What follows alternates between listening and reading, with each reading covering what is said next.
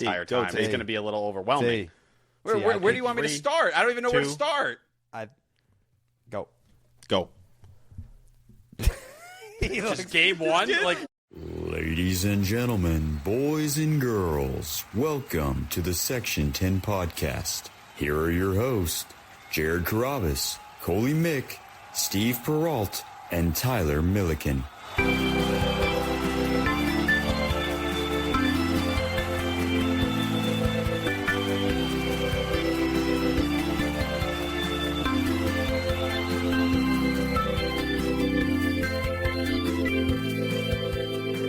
Okay, boom. Welcome back to the Section 10 podcast. Fuck that horn. Episode 622, presented by Calci. It is the home of your 23 and 32 last place Boston Red Sox. I'm Jared. That's Coley. That's Steve. That's T. Produced by Jose. And as always, brewed by Blue Moon. Talk one.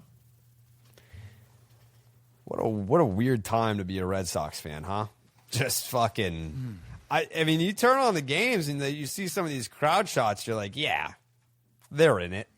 Start of the series, back-to-back Jacks, man. The vibes have never been higher. Yeah, fuck yeah. Even today, they were down like 13-2 in the 8th inning. People are singing "Sweet Caroline." They're showing people in the crowd. They're like, yes, like this is good shit. This is the good shit right here. This is the "Sweet Caroline."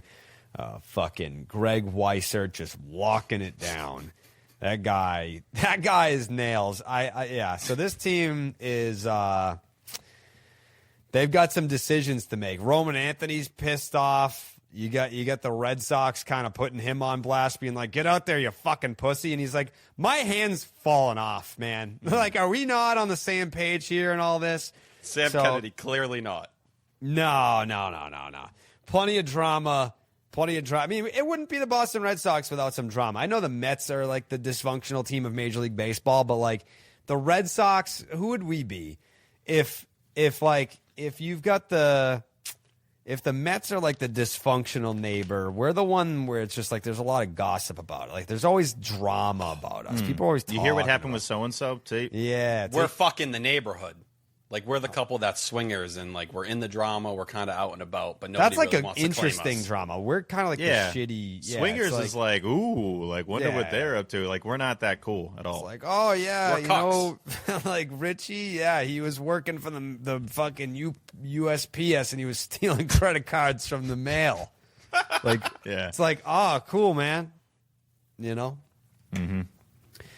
Yeah, we're like we're the assholes that get gossiped about. It's not good stuff. It's like, oh yeah, the Red Sox wanted to bring back Alex Bregman, and all he did was ask for a no trade clause to secure his future for his family because they want to be in Boston. The Red Sox said, I don't believe you that you have another offer out there that's better than that. Now he's a Chicago Cub.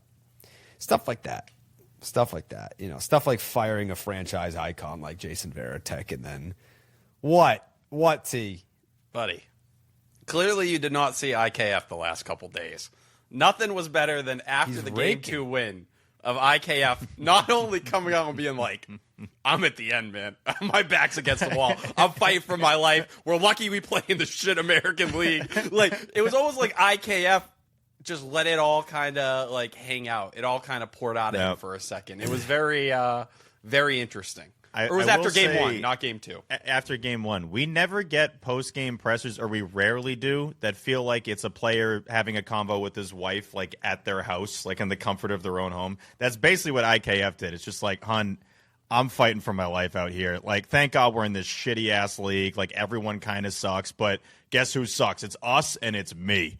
I am absolutely terrible. And he was really good.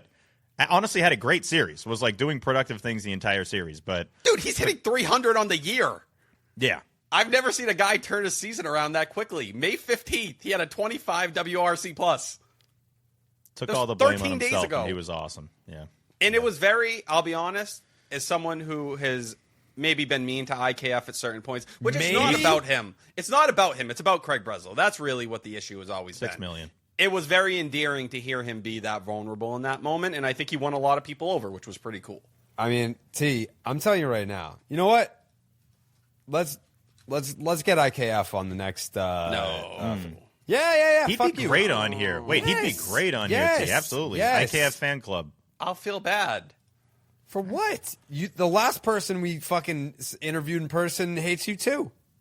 Who would that be?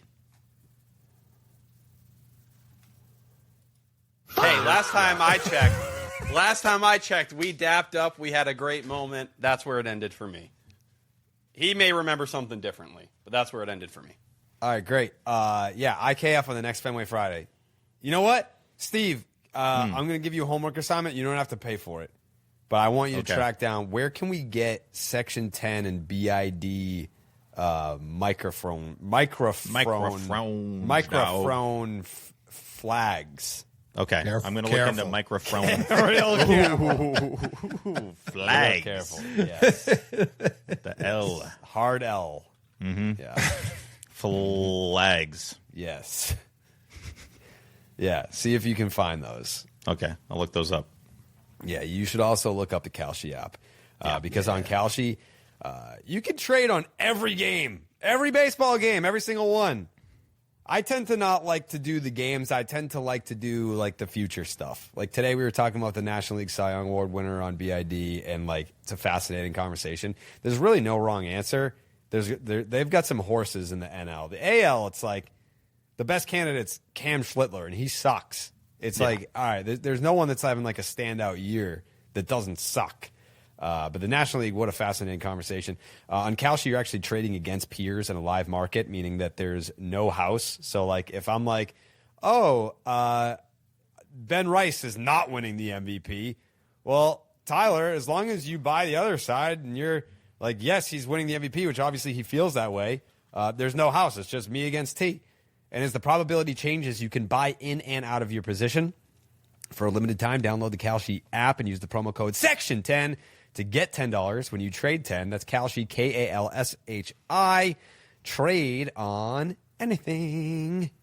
Do you think we'll ever do Taiku's again, T? One day. Listen. Better answer. There was a moment in the series finale when they were getting after Chris Sale and creating some traffic where I thought about it for a second. But yeah, the Guardians coming up next, I do not feel very good because I do think they're very underrated. They are underrated, yeah, but we will. There'll be days where I'm Look at getting their schedule right They're now. an AL Central team. I know. They Listen, just you get put 'em- swept by an AL Central team, but yeah. Spacious ballparks. That's what it's about. Be on the road in a spacious ballpark. This is where this team shows up. Detroit, Kansas City. You come to our ballpark, they just don't win those kind of games. They blow Tyler, at Fenway, and that's who they are. Look at the Red Sox schedule right now and tell me what series we will have catch up in Taiku's again. Which series is it if it's not this next one against Cleveland? We got Baltimore after that. They're playing really good ball. The Yankees, they found themselves. The Rays have been playing like shit, but they're just better at baseball than us. So we're like a month out already. Steve? Yeah, you know what? I'm going to say next right series. now, I'm calling my shot here, and I don't know if this is the next one they're going to do. They're going to win that series in New York because that's what this team would do. A better road team than a home team. A hoe team. Hoe-ass team. This is a hoe-ass team. If we're being honest, this team's a hoe-ass team. Bunch of hoes on this fucking team. See, Jared's been doing a lot of what's the word? Poking the bear when it comes to the Yankees recently, and I'm very concerned that our karma is going to be tenfold back. They're Who else? winning that series. You're shitting on Garrett Cole all the time. No, You're I'm shitting not. on Cam Schlittler. No. I don't like that. That worries me. no, I haven't done that. I don't think we're in a place right now where we can What did I be say? on the wrong side of karma. What did I say? You're citing Schlittler's 7th inning curveball versus lefty stats is the reason. They're not why good. He's Those a bum. numbers aren't good. Everyone talks about that, T. He looks terrible in those situations. What was the Garrett Cole point? I forgot that one. He's Jared. fat. Yep. Yeah, it had nothing to Fat, do with ugly. baseball. Yeah, you've also been very mean against the fat community over the last 48 hours. No, just Garrett. Just Garrett. He's a bad fat. Yeah, because he's like, if you were to just cover up from like under his nipples up, he looks like a normal person, but then underneath it, he's a little fatty. He's a little fat, you know? Classic fat phrase. Just double it down. Yeah. I haven't said anything about his baseball acumen. I trust Don't him. worry, though. Sox are winning that series in New York. And then You first think time so? in the Trop in 2 years, and I think they might win that one, too. A lot of people are that'd be calling nice. it the IKF homecoming. Yeah, I want IKF on the next fit. When is that? Who's that against? I know that It's we're in like obviously 3 weeks. We're in Cleveland this weekend. What about the weekend after that? It is hosting the Rangers June 12th, 2 weeks away. Oh, June 12th day. Perfect. Let's get IKF on the podcast on June 12th. There we go. Six God. T, you down for that? Yeah, I would talk to IKF. Why not? He's a Brock Holt guy. I'm a Brock Holt guy. We can connect. That's what we need to do. That's what's going to turn, like last year, you know what turned the season around? When we had Jaron Duran on the podcast. It's very true. It's right around this time of year. It turned his season around, turned the Red Sox season around. Yep. We get IKF on the podcast on Friday. Next thing you know, this team is cooking with fun. I'm seeing a lot of similarities. He had his IG deleted last year, deleted this year, so we're really checking a lot of the same boxes. Yep. You got to be thinking outside the box, T. I'm never in the You're box. thinking with your dick out there. Oh, Yeah. thank you for telling me that. I didn't know. Okay. You disagree? No, I don't know where my brain typically starts. Yeah. Yeah. So I got good news and bad news. What does everyone want? Bad. Let's go. The bad news is I didn't take any notes this series. Some would argue that's good news. Fair. Why are you covering your face, T? I can send you my notes. How many pages, T? A bad amount of pages, Steve. How many pages, T? I'll 8 say pages. 7. Oh, 8 pages. 8 pages. The good news is we have the Milliken Manifesto. What the fuck, dude? what's going on today? Yeah, Dude, I don't know. I've been up here grinding with Mikey all day. We've been building out like my desk situation. He's playing 2003 rap and R&B, just grinding ass to cock Yeah. all over the place. Yeah, we're not quite there yet. There's like still some kinks we got to work out. A lot but, more grinding to do. Oh, a ton of grinding to do, man. A ton of grinding to do. But I'm excited to do it. You know, take. Can we acknowledge before the show what that creature in your house was doing to my great boy Mike Emond? Are you just referring to my dog as a creature? not great. He was attacking Emond. He was carving him up. He was ripping him to shreds. Playing. He's a pup. Eamon was kind of asking for it. Mikey was kind of asking for it. Whoa! He was going, Mikey- he was Mikey- going down to Ace's level. That's Yeah. his weight class. He got pulled down. He did the little paw wrap thing. No, Mikey was crawling around, shaking that juicy ass in the sky. What was Ace Yeah. supposed to do? Mikey was fucking on all fours on Ace's Like a slut. playground. And who wouldn't want to be on him when he's like that? I mean, Yeah. I would. Come on. Right. Imagine going into a polar bear's cage and running around being like, "Oh, he attacked me." No, he didn't. You walked into his den. I'm calling for the arrest of Ace. If anyone Oh sees my him God. or is around him, you have permission for a citizen's arrest. Oh man. Well, unfortunately, that's not going to happen. I will say Ace in some handcuffs would be saying some shit. Like, that would be, if TMZ got that video, that would go viral. Be like, you bitch. Yeah. Literally. Yeah. Well, not literally for him. Yeah, he's a guy. Yeah. Yep. Well, free my man Ace. He ain't doing nothing wrong. And shout out to Mikey. This setup is going to be unbelievable, by the way, for the streams. I'm gonna do some crazy shit over there for the streams. Very excited for that. But anyways, we have the Milliken Manifesto. Why can't I say that word? Why do I keep saying fisto? Manifesto. There he is. Yeah. You know what, T? Why don't you take the reins on this one? No. T, why don't you take the reins on this one? I No, just you fucking know, said. you don't want me to do that. You don't T, want why me don't you to take do the that. reins on this one? It's a big moment, T. Manifesto. Go ahead, Jared. Right now, T. I want you to take the reins on this one. No. Spread your wings and fly. No, I'm not taking Spread the them. lead. Me? Spread them. Spread Right them. now? Yeah. I don't really know your cadence. I think and you your should flow. spread 'em. T, this I has don't been know. such a big growing experience for you the last couple of weeks. I think you've crushed every second of it. This is the perfect moment for this. It's your time to spread them, T. Well, it feels Spread weird your legs. because usually when we do this, like Jared kind of sets me up for the points where I jump in with the pitching stuff and stuff like that. If it's kind of just me going the entire go time, T. it's going to be a little overwhelming. T. Where do you want me to 3, start? I don't even know where to 2. start. Go. Go. Just game one, like You got 8 pages of notes. right into game one.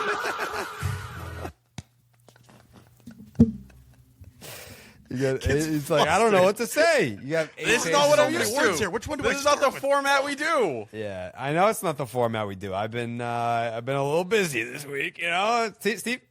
T, go. All right, go T. Game one, Rangers Suarez versus Spencer Strider. Red Sox lose 7-6. It's usually at the end. He's like, all right, game 2.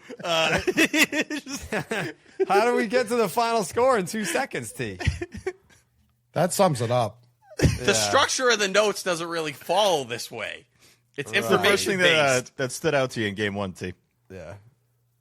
Ranger Suarez, I guess, getting through the first 4 innings. And, yeah, there was a little bit of traffic here and there, but more in the 5th inning. The Matt Olson 2-run home run. I thought that was just one of those spots where the Mauricio Dubon walk, you had 2 outs. It was on 5 pitches. Shut out Dubon, former Red Sox legend. But Matt Olson, 2-run blast, sinker inside. It was out of the zone. It wasn't a bad pitch. Immediately the game goes 2-2. You had the start of the game with Jarren Duran and Ceddane Rafaela, as we mentioned earlier, both going deep, and it kind of felt like maybe this team found their identity at home and they were cooking with something. Wait a well, second. it turns out it wasn't that. You think because they went back to back in the first inning that they're like, we found our identity? It felt like they were coming out hot, figured like it there was out. something there. I mean, Duran has definitely figured something out. For better or Ceddane for worse. Rafaela? Yeah, I mean, I think Sedane's been having a good year overall. I don't think it's like, oh, he's finally figuring it out. Like, I would say that this is the most impressive season I've seen from Ceddane Rafaela in his career. From like no lulls, no peaks, no valleys. It's just been like a good Ceddane year. Yeah, I think it's been even better than that, honestly. Sure. I think right now, the consistency he's been able to show, and I know if you kind of dive into like the expected WOBA stuff, it's not as exciting, but we've seen the changes with the approach. He had a great conversation with Alex Spear talking about how first pitch, he's looking for one certain thing, and if it's not that, you're not going to see him be that aggressive towards it. But I had it over his last 27 games going into today, and we see him continue to put really good at-bats up out there. But yeah, Ceddane Rafaela over his last 27 games going into this one, 317, 373, 535, 907, 4 homers, 6 doubles, 2 triples. The K percentage is sitting at 20, but the walk rate's up to 6. So 150 WRC plus. 10th most valuable player in the sport over that stretch. Like when you're talking about guys who've kind of shown up for this team when a lot of others haven't, you're giving me 10 times what Trevor Story gave me, 10 times what a Caleb Durbin has done for me. And it's nice that Jarren Duran has showed up lately. Ceddane Rafaela has been there for me just about the entire time. Looking at the top, it used to be kind of just like the top third, but like you're kind of getting to a spot now where, I mean, listen, I'm not going to try and say that the Red Sox actually do have a great offense because they don't. But The May stats aren't bad. the May stats are not terrible. Not to gas you up, T. Like, I absolutely see the vision with Nick Sogard. Like, Thank you. just good player, dynamic player. Like, Massa needs to be in there every day. Willson Contreras has been awesome. Wilyer Abreu, like, I was talking to Maz earlier, and he mentioned how, like, you know, like, it's not like Wilyer didn't become a star. It's like, Wilyer, I mean, if we keep calling him the Venezuelan Trot Nixon, like, Trot Nixon was never a star, but he was absolutely a good player that you needed on a championship team. And that's what Wilyer is. I'm not looking at Wilyer being like, yeah, man, I need you to become, you know, a 7-win player superstar. Like, nah, he doesn't have to be a superstar. He's a damn good player, though. And Ceddane Rafaela, if we're going to flirt with an 800 OPS for this fucking guy, oh my God. Like, that's, yeah, these are all like winning players. They just don't have the superstar. They don't have Roman Anthony playing as the player that I think they put put into their fucking projections, and they were like, well, we got a top 10 player in Major League Baseball right now, so we're good. We don't have to upgrade anywhere because we have Roman Anthony. Well, it hasn't worked out that way, and I mean, we've made this point every fucking episode all season. They never should have put him in the position to have to be that guy. Like, it should have been complimentary all along. Like, I said to Papelbon last night on The Views, I was like, yeah, like, imagine if in 2007 Dustin Pedroia came up. It's like, all right, yeah, like, he debuted the year before. You saw some flashes of greatness. Awesome. And then in 2007, they were just like, all right, Petey, like, go out there and win us a championship. It's like, how the fuck do you expect me to do that? Like, it's like, yeah, I'm pretty damn good, but it's my first full year in the big leagues. Like, how is there no, like, veteran stars around me to if the goal is to win a championship this year, where's my help? And that's what they did to Roman this year. Like, yeah, Willson Contreras, very good player. Like, is he a star? No. Ceddane, good player. Is he a star? No. Like, there's no stars on this team. And there are multiple stars on that 07 team, by the way. But all that to say, I love Cap, love him to death, but it's been tough, and like Mickey Gasper is getting it done offensively. So yeah, give me Mickey Gasper more often. I think that's the thing with Tracy right now, and you know, people may want to say, well, this is Chad Tracy giving a lot of his guys like the opportunity or trying to push them. I'm not really seeing it that way.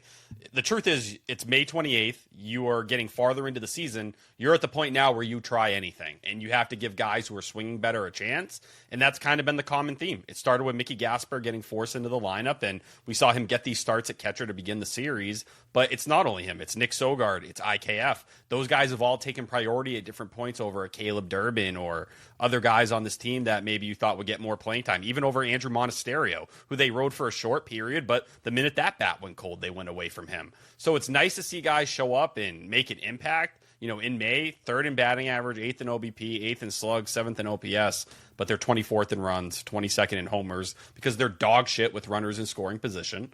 And that's going to continue to be like a big part of it for them in general. But the inconsistent power, the inability to cash in, and just depending on the hot streaks from these kind of bench players, is that something super sustainable? No. You hope what Jarren Duran's doing right now is about to stick. You need a July from him to, you know, kind of pull this team to where it needs to be.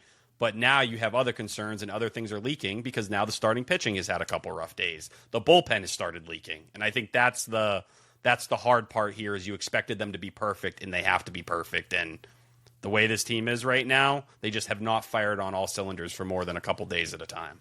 It does suck when we kind of say the same things over and over again, but it's because they keep happening. The big swings just aren't happening. Like, they're occasionally coming from WC-40, and that's really about it. I'm trying to think of other guys. Duran's had some big swings. Duran's had a couple, but, like, after the 6th inning, basically no one's getting that big swing. Like, you have to have the lead and then hope the bullpen's going to be good. Whitlock going to the IL, that sucks. Hopefully that's only... that's a massive loss. That is huge. And you already saw it today. Yeah. That's it. And that's going to be every friggin' game, trying to figure out that 6th and 7th inning.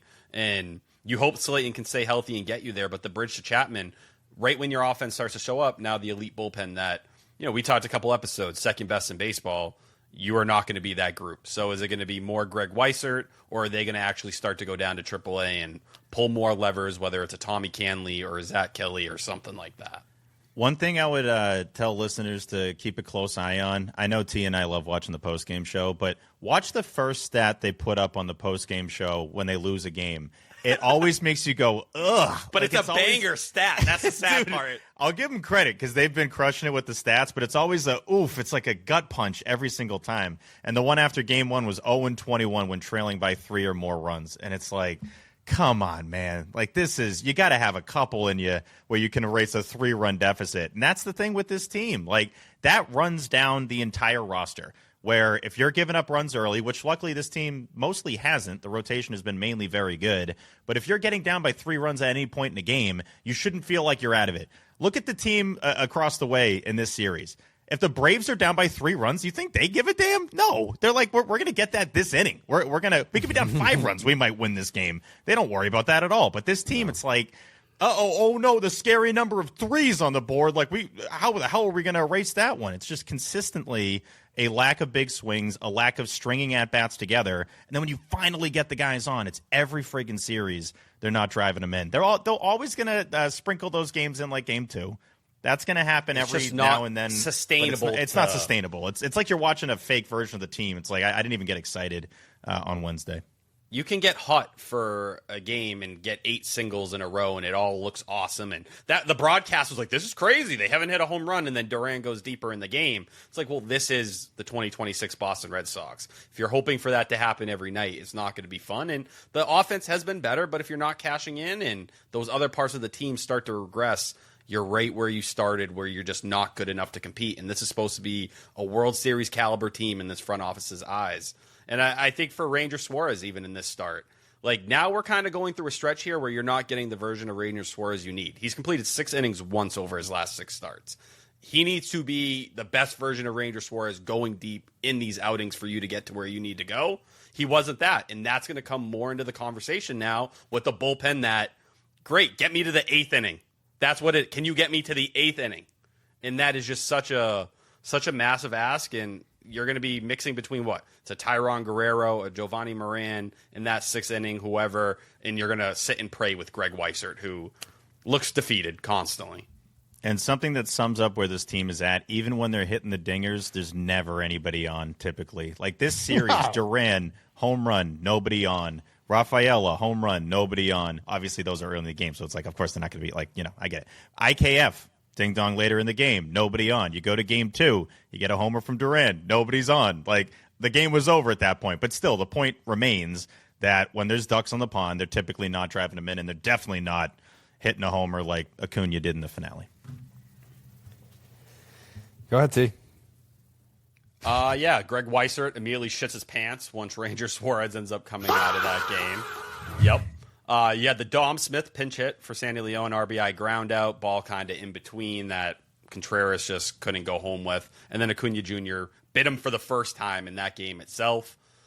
Beyond that, you had the late surge, which was probably the most fun part of the night, and you actually got some real energy from the team. In the 6th inning, Mickey Gasper grounded in the double play. You needed more out of that rally, but it made it 5-3 with Abreu coming home. Then in the 7th, IKF had his signature Red Sox moment, I guess. That home run to pull you within 1 at that time.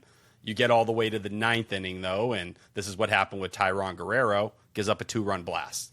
And you're asking for him, and you can't really go to your high leverage arms because you're trailing. You're desperate to try and, stay in this game, but also not ruin your bullpen for the following days. And this is after they already know Whitlock's knees barking. This is the slippery slope you kind of land in. And it was nice that IKF had another cool moment in the 9th inning, bringing 2 runs home. But it was like the 4th cool time. That he did that, right? Yeah, it was like, the 3rd time in 4 games where you were right there. You had a chance for like what felt like this game-changing or walk-off kind of crazy moment, and you just fell short. And that sucks because anyone and everyone is looking for a sign that this team can come alive because the wild card is still within 3 or 4 games, depending whether you win or lose that night. And I think that's what a lot of people are trying to cling to because they're seeing better signs of life from the offense. Ranger Suarez in this game, little bit of a control issue, T. Where were we in terms of like pitch usage and like in the zone and all that? Yeah, we got a different version of him in this start. It was 29% on the cutter, 27% on the four-seamer, 20% on the sinker, 14 on the change, 5 on the curveball, 4 on the slider. On the cutter, he was at a 20% usage rate, so you see 9% boost. Four-seamer, 27% in this start. He was at 19 on the season. And then you saw less of the sinker, which was 29% on the year, and the curveball, which was at 14. So just not the sharpest version of him. But still, for the most part, he was able to work through a lot of that traffic early in the game. And Chad Tracy seemed pretty happy afterwards, saying, listen, it was a 2-run homer in the 5th. You tip your cap to Matt Olson, who made a great swing on that ball. It was just the 6th inning where, Austin Riley leadoff triple. You look at the monster. You have Eli White draw the walk. It just kind of went off the rails at the end. But you need better from him. You need him to almost be perfect. And that probably speaks more to the state of the team. But he hasn't been as sharp as they've probably needed him to be lately, and that's a pretty significant problem. Yeah, it is a pretty significant problem, but it's not like a whole to do. Rangers been great this year. Your buddy there, fucking what's his nuts, the new guy. What's his name? Guerrero. Tairon Guerrero. Yeah, not good. I thought he got. Guerrero. I won't even lie. I thought the pitches that got hit in this outing, the Yastrzemski single and the Harris 2-run blast, I didn't even think they were bad pitches. I was like, man, I think the Braves just are that good. I don't know. I look at it on a much dumber level, and I'm just like, I can remember when throwing 100 made you an alien, and now you can throw 103 and just be fucking ass in this league. Like, how did we get here to where there's someone that throws that hard and is that ineffective? Like, you're not going to use ERA for a relief pitcher, but just looking at the name Guerrero and the box score and seeing a 9.82 ERA, you're just like, what the fuck, man? They're loving throwing him out there, though, man. Like, they're begging for him to, like, become an option for them. And Well, no, they don't care if he lives or dies. That's all it is. Yeah. Yeah, he's basically become the second version. He's the harder throwing Ryan Watson at this point. yeah, I think he's gotten. If he were bigger 20, slots. if he were 26, he'd already be optioned back down because they're like, we can't fuck this guy up. But they don't care. Yeah, no, I do think that is part of it. I think also it kind of speaks to what they think of Tommy Canley at this point in time. The fact that someone like Tairon Guerrero is getting the opportunity over him, they've already risked Canley leaving for another organization. They're like, cool, you have a place, run. Good luck to you. And nobody claimed him, so that probably tells you what people think of him. And he's operating as a different arm now with less of the changeup usage. But yeah, it's tough to lose one of these games, and you look at the score. These are the games we talked about. Man, if you could just friggin' get 6 runs up there, imagine how many games you would win. You don't even need that much to be in a better spot. You say 6 runs? Yeah, I know. I saw that stat, Steve. It was a really good one. If they put 6 runs up, they're losing every game. But like getting to that run total was supposed to be automatic wins for this pitching staff. And from the rotation to the bullpen right now, it was awesome what Connelly early did in Game 2, but Game 1 and Game 3 kind of were on the other side of that. Well, you had talked about it, T, but I was surprised not looking ahead here, but just prepping for the series preview, seeing that Suarez hasn't gone 6+ all month. That kind of caught me by surprise. And I understand that like Tracy's had a pretty quick trigger, and that's something I think that's affected a lot of these guys. With the hamstring, so he was kind of on a limited pitch count for a minute. But even the Royal start, like it was 4 1/3, and then in this start he ends up going a little on the shorter side. Did get into the 6th inning, but he just hasn't been going as deep. And when the bullpen was firing, it was like, oh, you don't really think that much about it. You know what I mean? It's okay. You can be a little more aggressive, but now they're an arm short, and they're gonna probably be leaking pretty regularly. And anytime Greg Weissert comes in with an inherited runner, good fucking luck. Yep. Red Sox lose 7-6. Red Sox There lose you go. 7-6. Yeah. I think OB had no idea where any of the balls were going. He could not have had less of a clue. And I get it, you're up on the monster, and they're doing the whole cute monster week and everything like that. But there was one out to right field that was so just obviously caught by Acuna, and he's just like, and that's a foul ball. And It's tough, dude. It's tough to read the ball off the you're bat the out there. front row, and that's in right field. Like, you should be able to see that ball, right? Like, there shouldn't be any reason. You know to what miss that. what I picture is when we were on the monster last year, and you look down for 1 second. So I can picture Dave O'Brien sitting there. Oh, I'm going to get a sip of water, or I'm looking at my scorecard, and then you hear the ball, and you're like, no way. And then the ball, you can't find it. You don't know where it's going. Yeah. You start panicking. I wonder if that was more the situation than anything. But yeah, It is a little different when we're tough. up there, T, and you're calling the game. Like, I think Fair. that's probably, let's look at the You field have a little bit one here. job. It's like, and it's only one night a year that they do that. I'm not going to rip them because, like, at the end, just like Nesson in general, because at the end of the day, it's like this team blows, and we got to mix it up. Let's have a monster week, monster game, whatever. We'll have Wally come up and have some, whatever, some cards with him and be, saying all the stuff that he says, and he has pants on as well. But I can't really blame him for that, how they handled that whole situation. But it was funny in Game 1. There were maybe 5 or 6 moments where it was like, oh yeah, Dave can't see where the ball is right now. He's got no clue what's going on. But Lou handled it well per usual. Did I misremember? Was it multiple games last year or just one? It felt like multiple games to me last year, but they only did one this year. Thought it was just one. When was the just year one. the monster game was 2 years ago was Toronto, because I was up there to join the broadcast, and then Vladdy hit one onto the fucking roof of the parking lot across the street.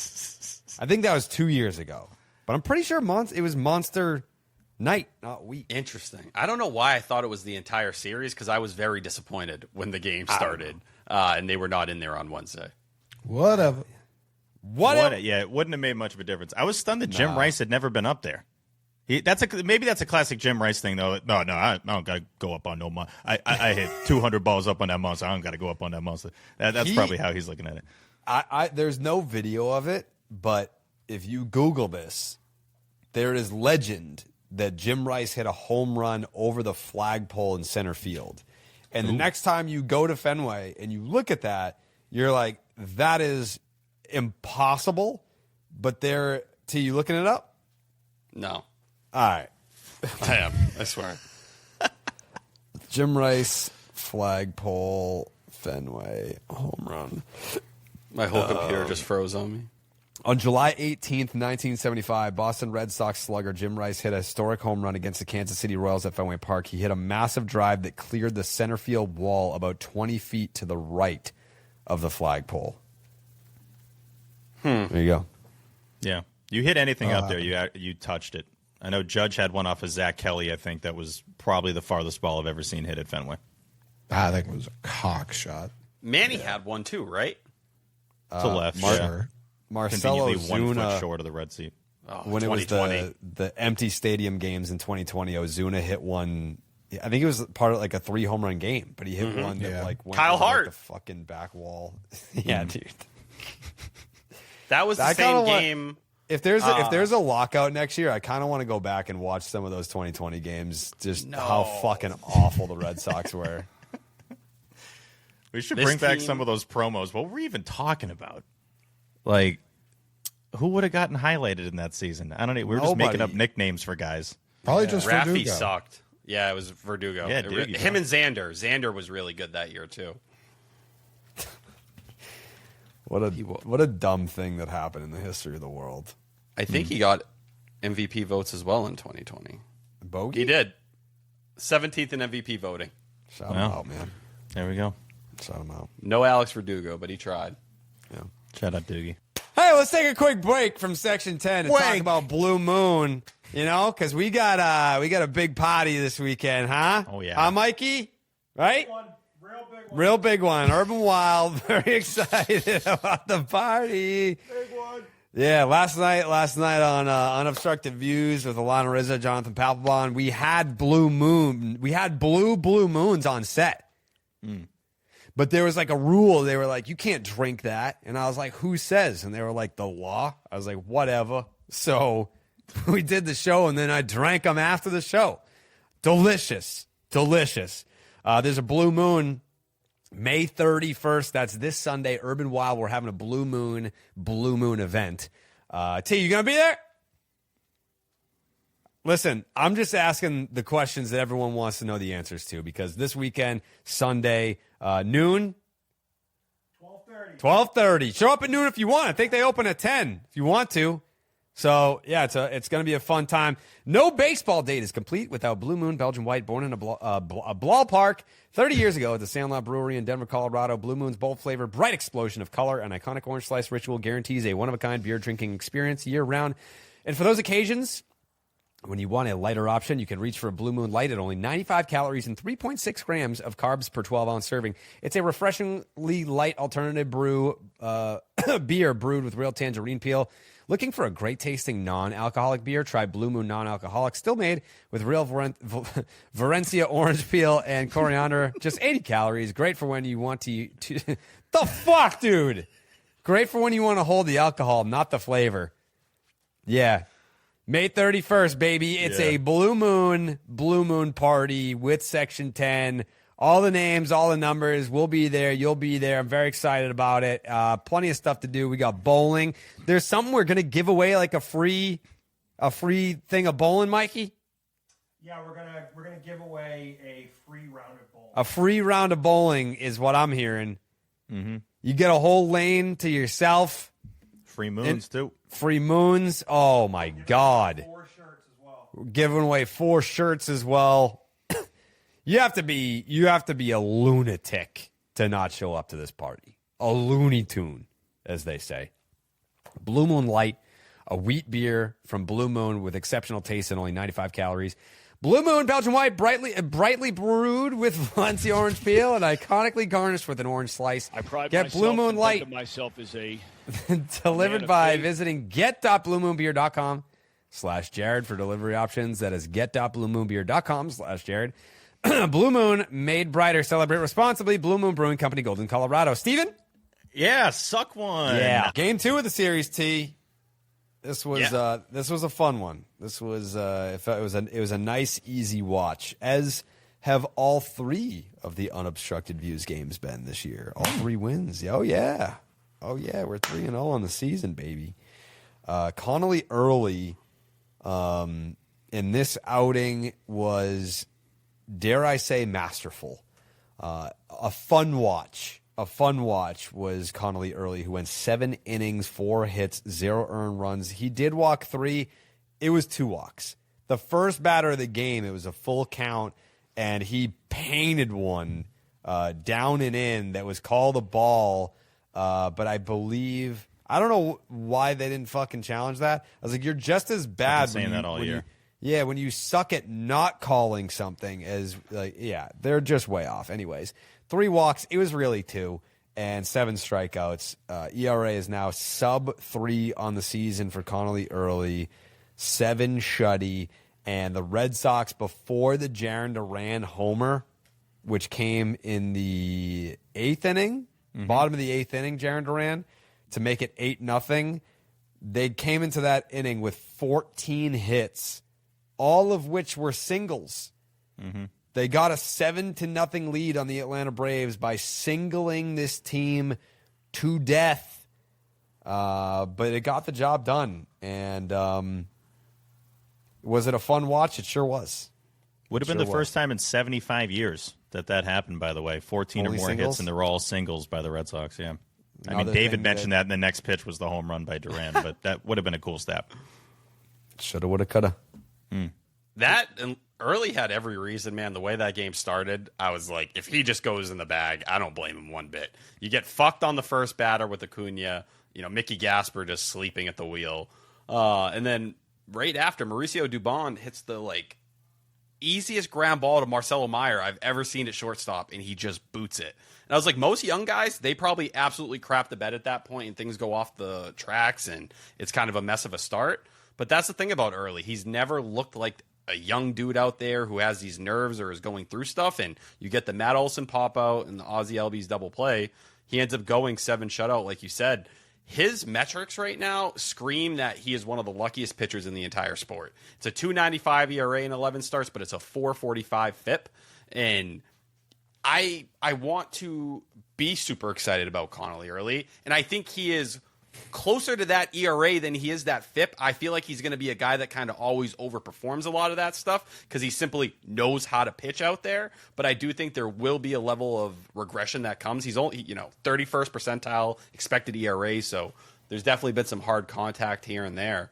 But he rode the 4-seamer in this start, got 12 whiffs, 7 on that, and listen, it was working for him, so why not continue to throw it? And the last time through the order was up to 60%. So, yeah, that 4-seamer I thought was the difference for him in this start. If Early was just rocking a 4 ERA, I don't think any of us would be tremendously less excited. I don't know. I think if he had like a 4 ERA and it was very mediocre looking, I don't know how people would feel. But I think the best thing about Connelly early so far is this year is that he hasn't had like that start. Like, there's no moment where he went out there and he just didn't have it one day. And, like, that's what you kind of ask out of a young guy like that. Like, May 2nd is probably the closest thing. Yeah, didn't he have a start where he literally said he didn't have it that day? No, but cold? Where it was just simply, like, a disaster. Like, it, for the most part, always feels like he's in control, or even if he doesn't have his best stuff, he can find a way. And I think that's why a lot of people appreciate him so much. You don't see that in young pitchers anymore. One stat I saw with him doing a mini deep dive was he's got a 161 batting average against with runners on. And that passes the eye test. I feel like when you watch him, it's like, okay, this guy's on, whatever. This isn't some big deal. Like, I'm going to be okay. I think he's only made 15 career starts, and he just already carries himself like he's been in the bigs forever. So I feel comfy when he's out there. He's an easy watch early. Against great lineups, too. It doesn't really matter who it is. I feel like it's always just more saw of the Braves. Exactly. So, like, they got a book on him. It's like it's more of a him thing than a them thing. Like, I feel like I saw his worst start of the year. I think he had one where he gave up 5 earned. I forget who that was against. But, no, for the most part, you're always going to get a consistent start. You're always going to get a guy that you can trust out there. And if it's even his first start of his career, remember, he had the bases loaded in Sacramento, and it was like the 3rd or 4th inning. I'm like, all right, let's see, kid. Shuts it down, goes to the dugout, whatever, no big deal. So that's kind of been the key for him so far. And he is a rookie. He's a rookie, and he doesn't look like it at all. Like, I was going to say they'd be in a much worse position without him, but they're already in a shitty position, so it doesn't make it that much different. But still, it would be notably worse if Connelly wasn't who he is so far. Yeah, that shit start was against the Astros. Okay. Yeah. But yeah, no, I mean, every time he goes out there, my confidence in him grows. I feel like I'm already set in my position on Connelly early, where from now on I just expect him to be really good. Like there's a point in every pitcher's career where they can come up and have dumb luck, and it's like, all right, they have electric shit, and how does that play against lineups X, Y, and Z? And I think last year he made 3 starts in the regular season, and the first 2 were against Oakland. So it's like, all right, yeah, he pitched well, but like, can we see him against a different lineup maybe before he pitches in the postseason for this team? But it's still a relatively small sample size, but at the same time, it's enough for me to come away from his performance in the big leagues thus far to say, like, all right, moving forward, like, Connelly Early's a dude. Like, that's a guy that next spring training, I want to hear another fucking word about him competing for a spot. Unless things go south and the mechanics are out of whack and the control isn't what it has been, and it's like, all right, yeah, sure. Or like the home run troubles continue to be a thing. Sure, like we can tinker and we can work on things in the offseason. But as far as, is this kid a big league pitcher right now? Absolutely. Do I ever want him to see the rubber in Worcester ever again? I sure don't. He has a lower ERA than Ranger Suarez, a lower ERA than Sonny Gray, certainly a lower ERA than Brian Bayo. Crochet obviously hasn't pitched that much. And the only guy that has, or I think now it's just slightly over, it was Payton Tolle. But Tolle's made 7 starts. I think he has right over a 3 ERA after today's outing. Seems like a dude that's a real student of the game, too. I feel like he cares about all the little details and wants to learn everything he can from the guys that have been here already. He's around Crochet every 3 seconds. Like, you can't see them separated when they go to the dugout. So I love knowing that if things go south like it does for every pitcher at some point of the season, that he'll figure it out and he's going to keep that same approach, that mild-mannered approach of, like, this isn't a big deal, no highs, no lows, I'm just going to keep riding this throughout the year. You just hope for health for him. If he can have 30 starts, I'm excited to see what those stats look like. I really am. And that's just hopefully just scratching the surface for what he can do here. He lives in traffic too, man. The 5th inning was his only 1-2-3 inning of the day. Like it's constantly a runner on. And he's like more comfy with guys on. It's weird. Like, it is weird. But I do think eventually that will probably bite him in the ass in a not the worst way, but in a decent way where a little bite. I think he's going to just be like a 3.6, 3.7 ERA like kind of pitcher for a long time, and that has great value, man. Yeah, I think why we like tend to like him is and buy it long term is it's not like he's just going out there blowing gas, and shutting down everyone. It's like, no, he's just pitching like he's been in the league for 7 years. Like, he's just a pitcher, which feels more sustainable. I don't know if there's any like facts that would back that up, but it feels more sustainable. Yeah, he's definitely not like the McMahon in the Cheeky Monkey bathroom. He ain't out there chunky monkeys. He ain't out there fucking blowing gas or like that. But the other point that I want to make about this game, let's not sleep on the fact that the Red Sox had this offensive outburst against Bryce Elder of all people. Elder, I mean, sure, yes, like there are a butt ton of great pitchers in the National League, and Bryce Elder's one of them. He's not in the Cy Young conversation, but he's certainly one of the best, especially this year. So, but that, shut up real quick, Jerry. That's what pisses you off as a Sox fan, because they can do that to Elder. They can do what they did to Iglesias in Game 1, who hadn't been touched in ages since August. And yet we come into these shows like, this team blows, dude. It's like, tell us who you are. Like, show us who you are. Understandable that it's a team that can't score a lot of runs. I get that. But the ability to do it against some of the best in the game and yet not consistently enough and still have this record being 12 back in the division is just insanely frustrating week after week. And Bryce Elder, he pitched really good against you. In Atlanta? I think it was 8 innings, 3 earned in that. I did enjoy the first inning of this game, the Chad Epperson send on Ceddane Rafaela. Oh my God. The craziest send I've ever seen.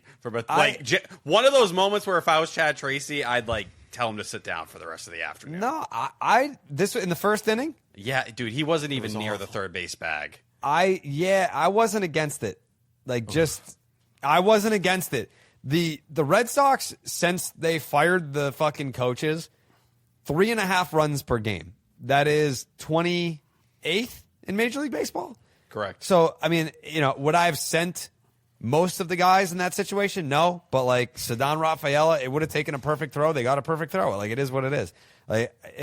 You could not have foreseen that against Bryce Elder that you were going to score 8 runs that night. If I told you that the Red Sox were going to score 3 runs against Bryce Elder, you'd be like, oh, wow, good night for them. I don't mind the aggressiveness, but there's certain plays when you're watching live where you're just yelling, no, no, no. That's where he's at. Effie's at the no zone all the time.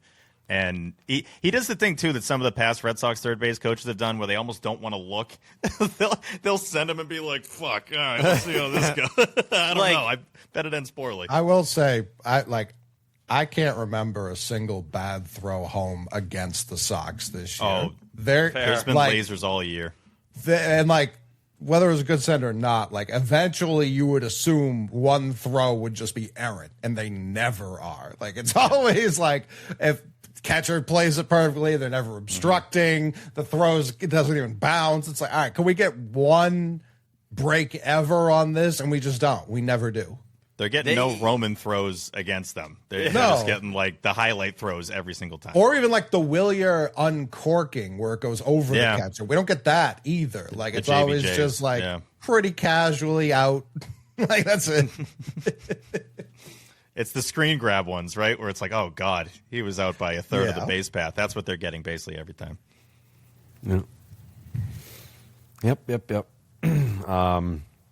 Yeah, Red Sox win 8-0, and then you have this abomination of a game today. I was walking out of the Nesson studio last night being yeah, great game, but wish we got Sale Tolle. That would have been a fun matchup. No. I mean, Sale, it's always great to sit down and watch Christopher Allen Sale. I had a thought on the second game, but I felt if I mentioned Go ahead, T. What's the thought? Thank you. In the 7th inning, that Marcelo Meyer RBI single off Carlos Carrasco, he's ancient and decrepit, but it was off a changeup, which is awesome because he's horrendous against changeups. I posted the stats the other day, and I don't think people realize how much of a problem it actually was for him. If you're throwing anything that isn't a fastball really, but specifically off-speed stuff right now, 081, 157 expected batting average, 108 slug, 236 expected slug. And this is with that RBI single the other day. Pitchers, the book is out. They're throwing it 27% of the time against him, almost 28 now. Last year he was at 17.3. So guess what? Teams are happy to keep feeding. Well, it's just these are the things where he's going to need to adjust. And, man, it was nice to highlight a lot of the approach stuff looking better at times. But to me now, it's kind of worthless because he's just not impacting the ball, at least anywhere close to a regular basis. I mean, they're doing him a favor. It's I can't hit the changeup at the big league level. It's all right, well then I'm just going to see a steady diet of changeups until I get comfortable with the pitch and see what I can do with it. So, whatever. I mean, it's going to be a learning, growing season for Marcelo Meyer.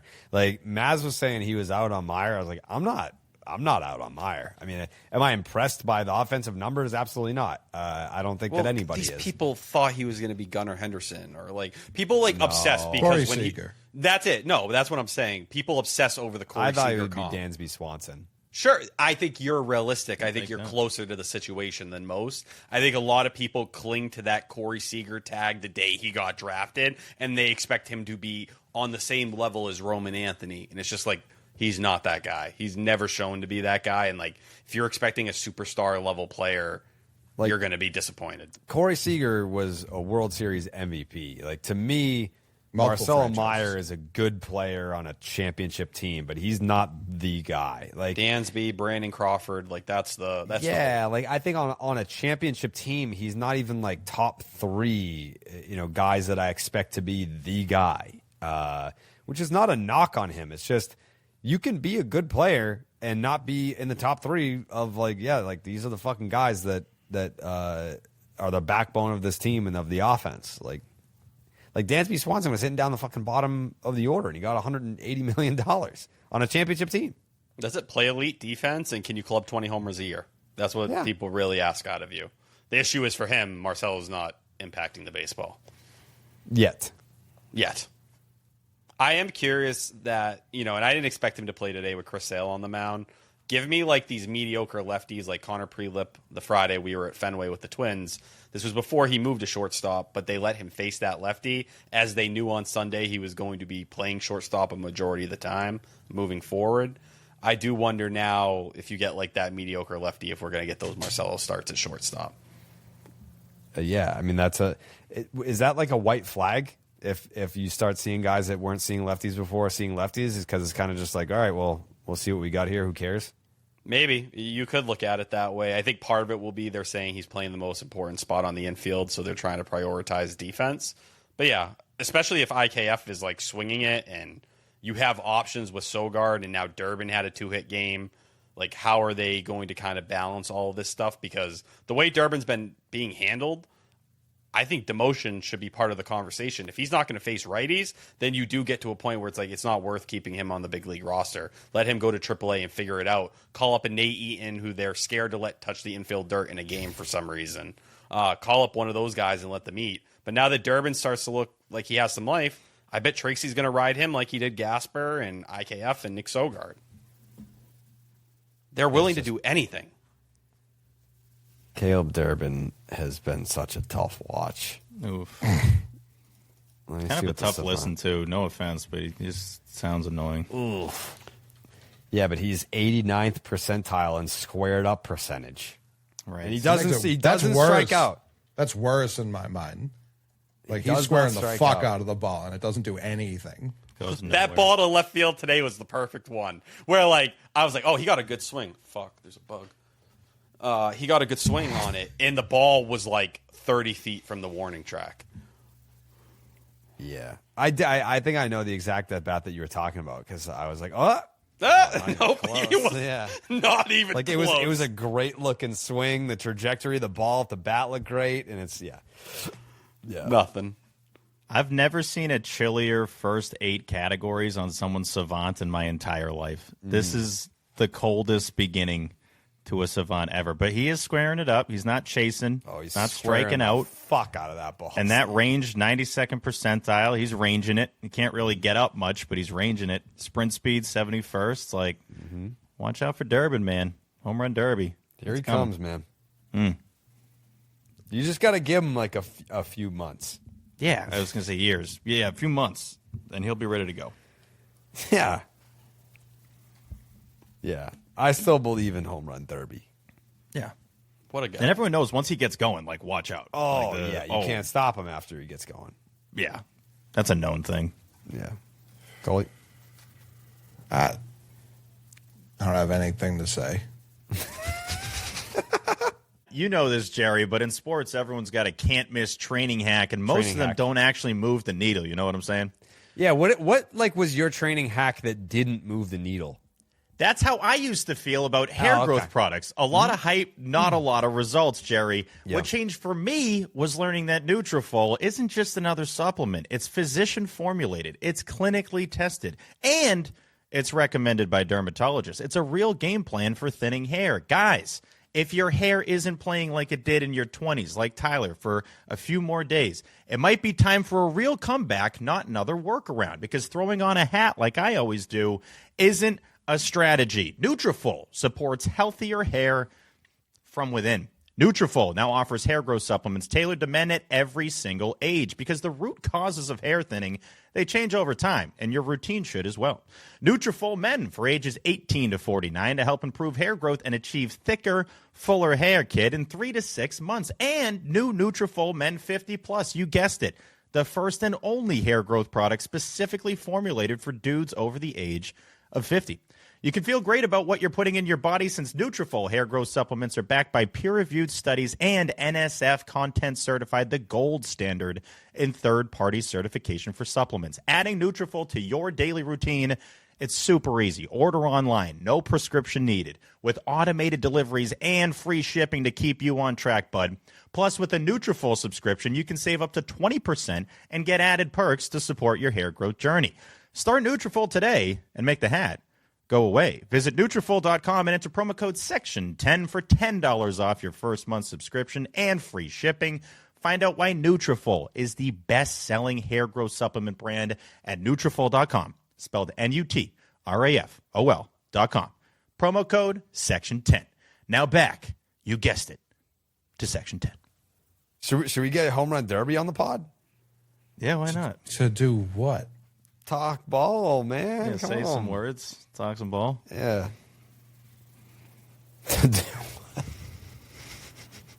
I feel I like feel would bad. not I do want think that. he'd be a fine utility player. Oh. That's the problem. And it also just doesn't help him. It'd be one thing if they just made a trade and he sucked. It's like that's the level. The unfortunate part is you look and the guys he got flipped for are shining. Yeah. Shane Drowan, man. I know the Kyle Harrison talk is going crazy.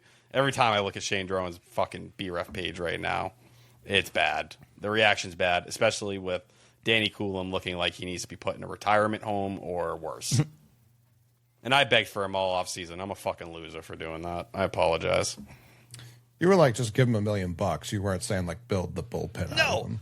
I wanted Justin Wilson. If you could have given me my choice in life, I would have loved to bring Justin Wilson back, but the whole world told him to go fuck himself. He's retired now. Fucking retired.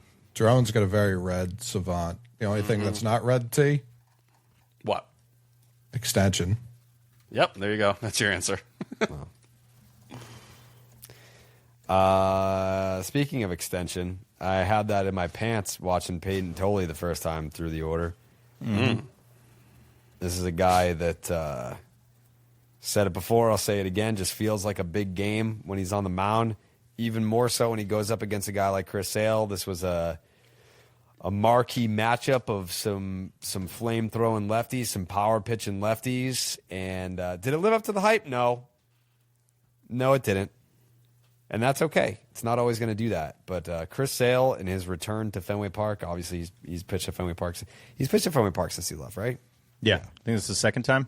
Yeah. T? I know he's been back, but I couldn't remember if he pitched. 5 innings, 6 hits, 2 earned, 3 walks, 8 Ks for Christopher Allen Sale. And Payton Tolle goes out there, records a couple of outs in the 5th inning, 5 hits, 2 earned, 2 walks, 7 Ks. Fine. You know, not great, not awful. I kind of hated the Arsenal. Talk to me about it. Yeah, I just thought he was way too four-seamer and sinker. Like, I know he's going to go in there with the three-headed monster of hard. That's the world he exists in. The curveball being at 2%, the changeup at 1%, and even less of the cutter. I feel like when I've seen the best version of Tolle, we've seen that entire Arsenal mix. It's cool to lean into the four-seamer the first time through. It works. Go dominate everyone. The problem, I think, for me became him continuing to go to that as he got deeper, and that's why once you got to the 3rd and the 4th, and then the 5th, the pitch count started to go up. He had trouble just kind of getting by, and the whiffs were there. It was 11 on the four-seamer. I'm not trying to say they weren't 18 total on the day, but it felt like he got predictable towards the end, and was there some bad BABIP luck? Sure, but he kind of paid for it. I think the best version of Tolle is when he's able to flash that curveball out there and kind of keep guys off balance.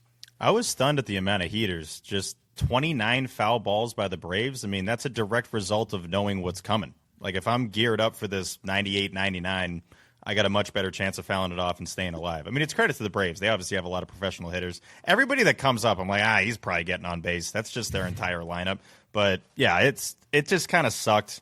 and I don't think this is jumping ahead because we're just talking Tolle right now. I didn't like him getting pulled when he got pulled. Obviously, he didn't love it. I think he talked about it in the post game and said he actually apologized to Tracy, which I was very surprised at. I didn't think it was like apology level by any means, but it just seems like the kind of guy he is. Yeah. Yeah, it's just like I want to play, I want to pitch. He just like, made a keep me out here. face. It wasn't that bad. It wasn't like he made some whole scene or anything like that. But I felt the same with some of these Tracy pulls. I got to be honest. Some of these hooks, like I feel like they are a little bit early. And Rich Hill had touched up on it in the post game as well, saying like I'd like him to feel it out a little more. It's like, yeah, you want this matchup so desperately, but that guy on the mound right now is going to get you out of this inning, and you should feel pretty good about that, regardless of how many foul balls or how deep they're getting into counts and whatnot. Like I felt like Tolle was getting out of that. Not even about the get through 5, qualify for a win, any of that crap. Just let him finish that inning off. The way your bullpen's looking right now without Whitlock, I'd way rather all these guys have clean innings, especially we'll obviously get to Weissert, especially him having a clean inning, than the situation they've been in now.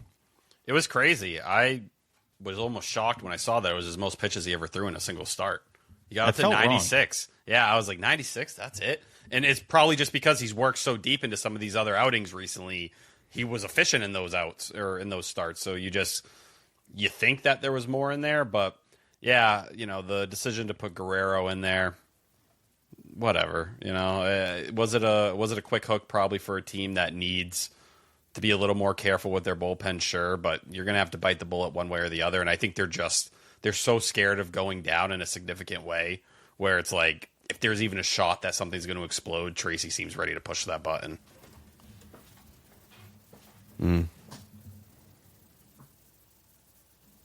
Well, I'm seeing Chris Sale average 97 on his fastball today. He's throwing the four-seamer harder than he has in any other season of his career. It was his highest average for one start since, I think, August of 2018. Yeah. Early in fantasy. This year, he's at 95.5 on the four-seamer. Last year, he was at 94.8. 24 was 94.8. 23, it was 93.9. 22, it was 94.9. Yeah, he's throwing it harder than ever. At what, age 36?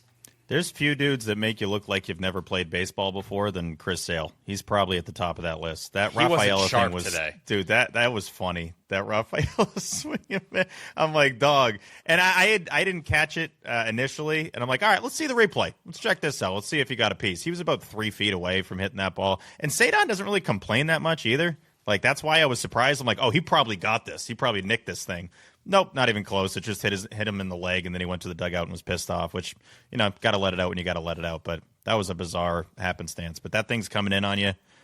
Good luck as a righty. And then Willier had a tough swing, too. It just runs away from you. It hits you in the leg. I don't know how you do that, especially if he's throwing harder than he's thrown in years. Tracy learning in real time that you can't challenge whether a ball was fouled or not. Rough. Not a fine great moment.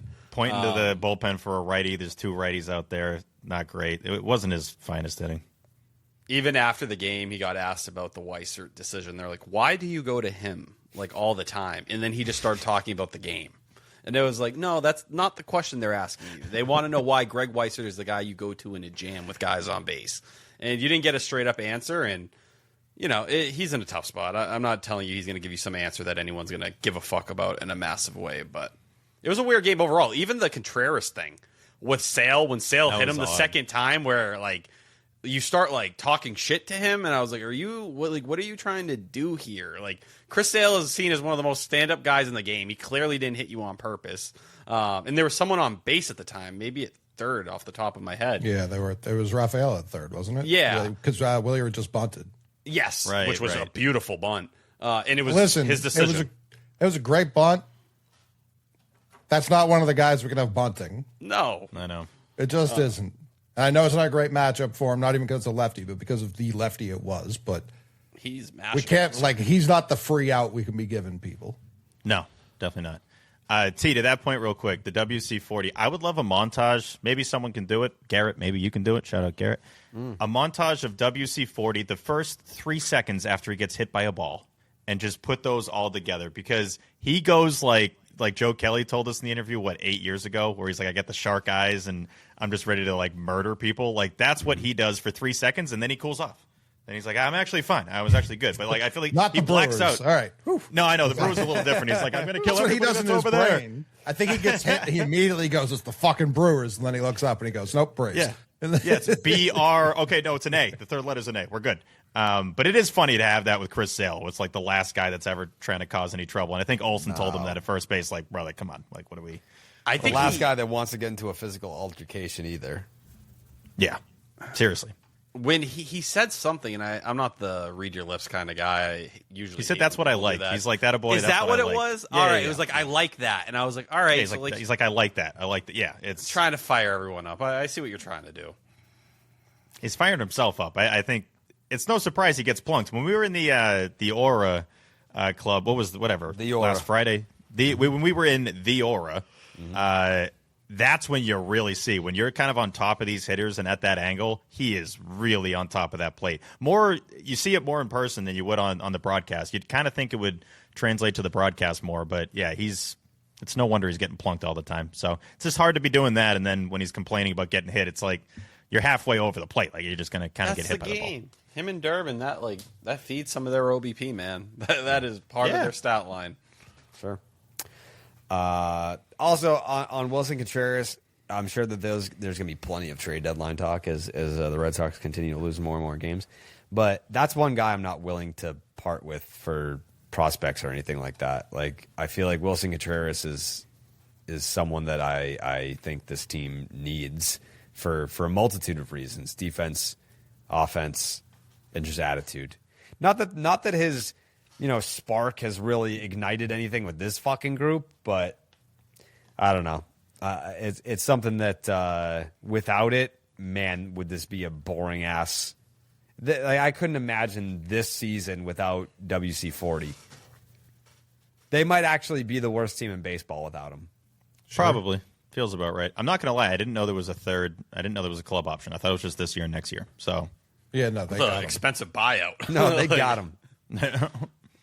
Yeah, I mean, he's a dude you need here.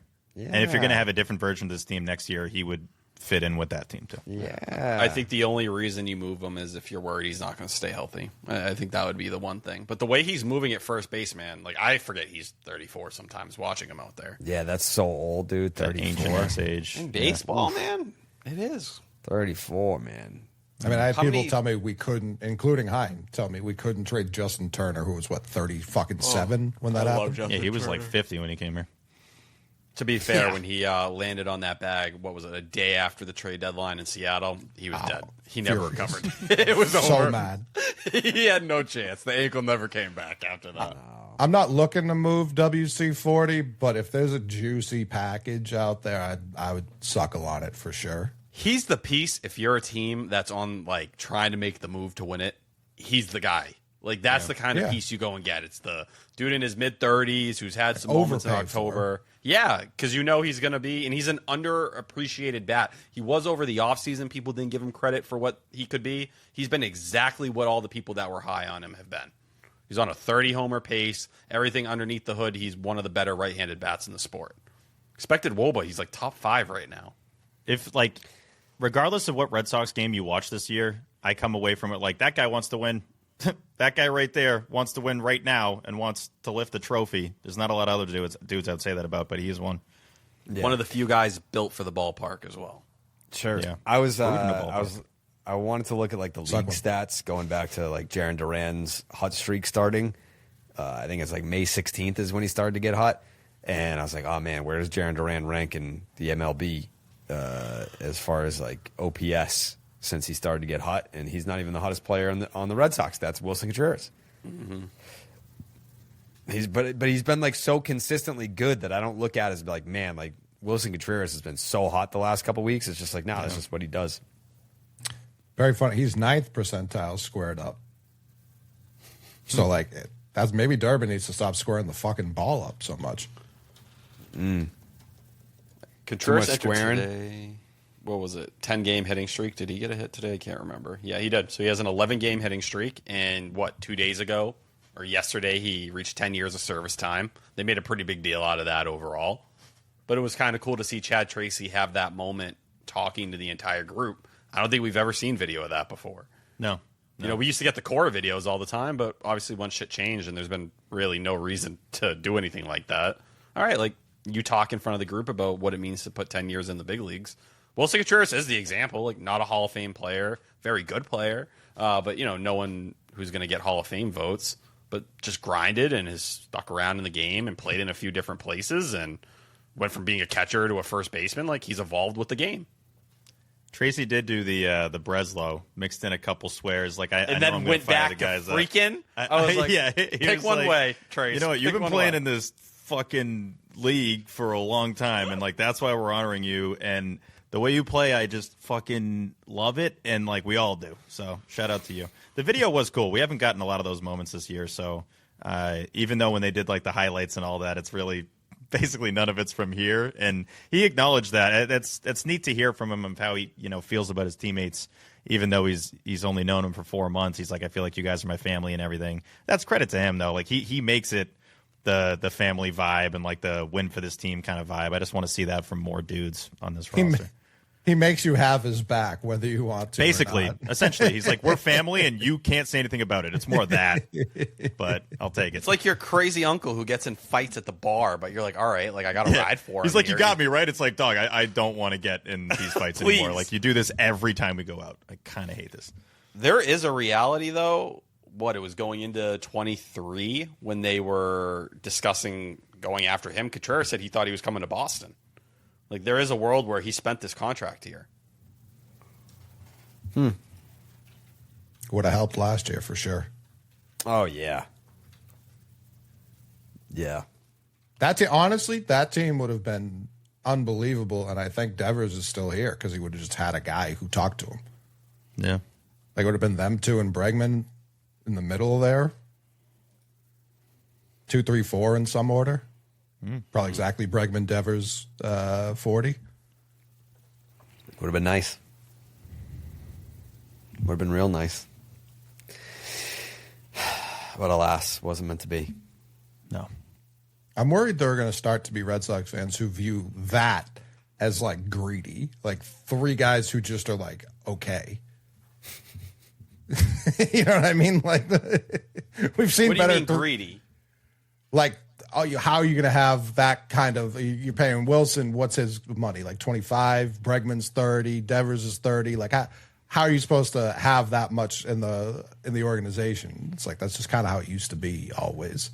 If we get to that point, man, I don't know what to do.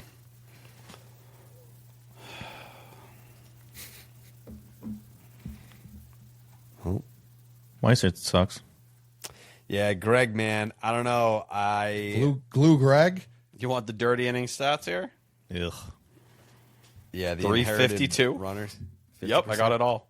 Okay. 352 batting average, 400 OBP, 593 slug, a 993 OPS when he enters a dirty inning. That's a 5.75 ERA.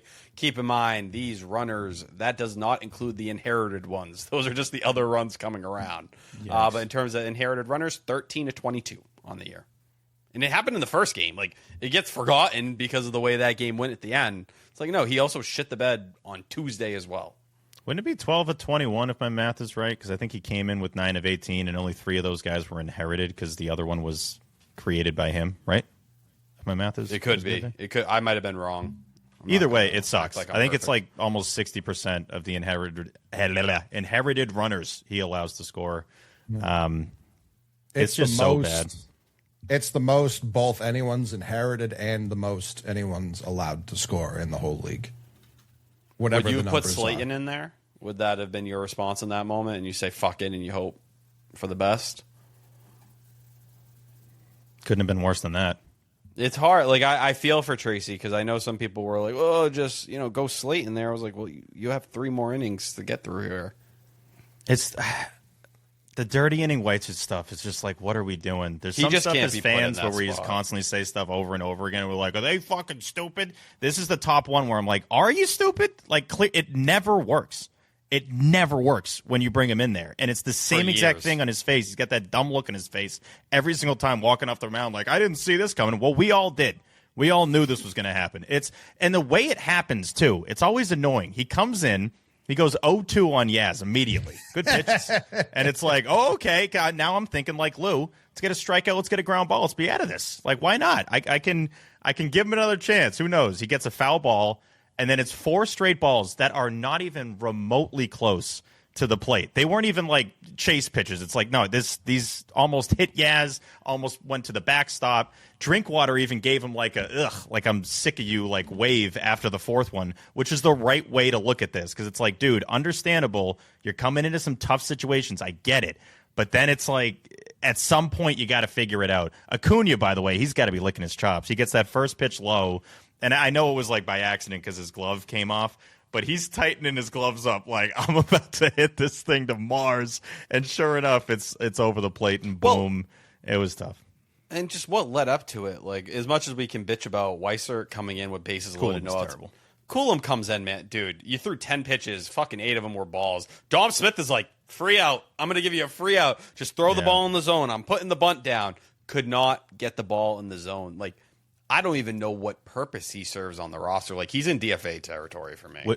When you watch Coolum, I swear he doesn't know where the ball's going. When it leaves his hand, it's just like our guess is as good as his of where that thing's going to end up. Maybe it's something about his windup. Obviously, his strike accuracy sucks. And in that situation, he's a dude, and this is the worst thing as a fan when you're watching the games. You're like, not only is he missing the plate, but you know he's going to walk the guy. You just know he's not going to get the strikeout or the pop out or the out that you need there. Also, who's to say that Dom Smith is going to put down some great bunt? Let him try. Just throw it anywhere over the zone and let him maybe pop it up to Narvaez. Maybe get a gift of an out there.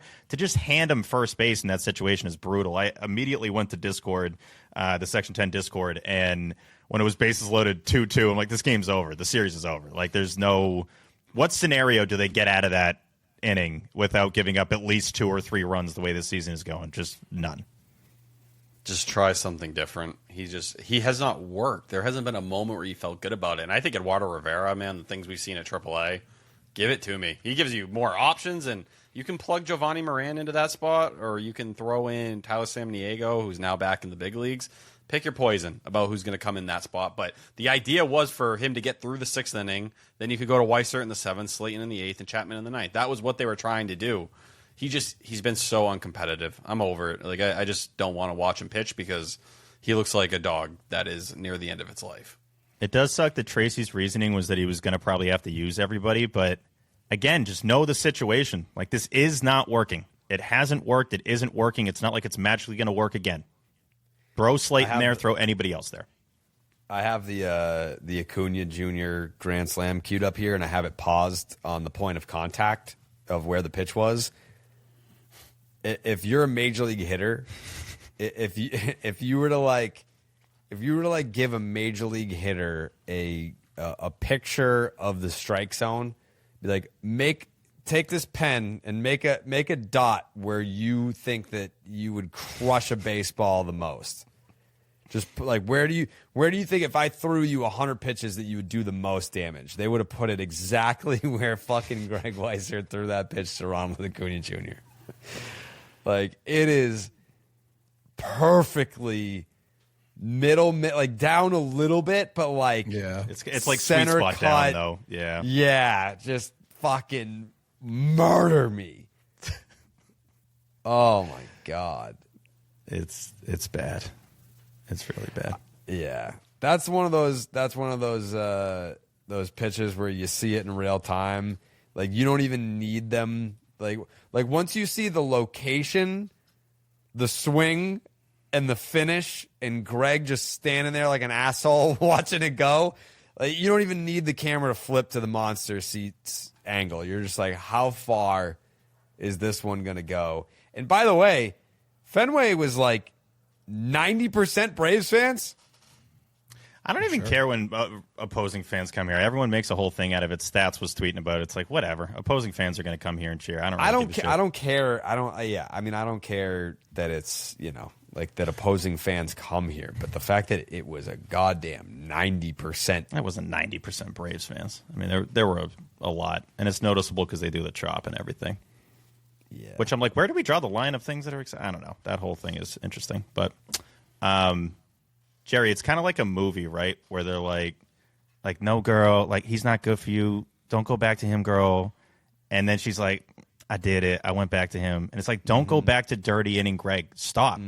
He's bad for you. He's always bad for you. And yet I get the text the next day that, girl, you did it again. You went back to him. Stop going back to him.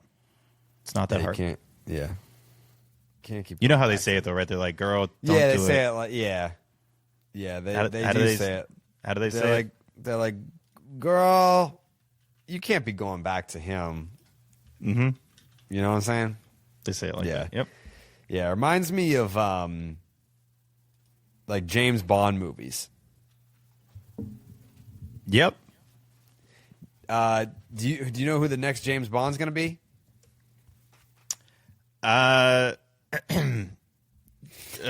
Callum Turner.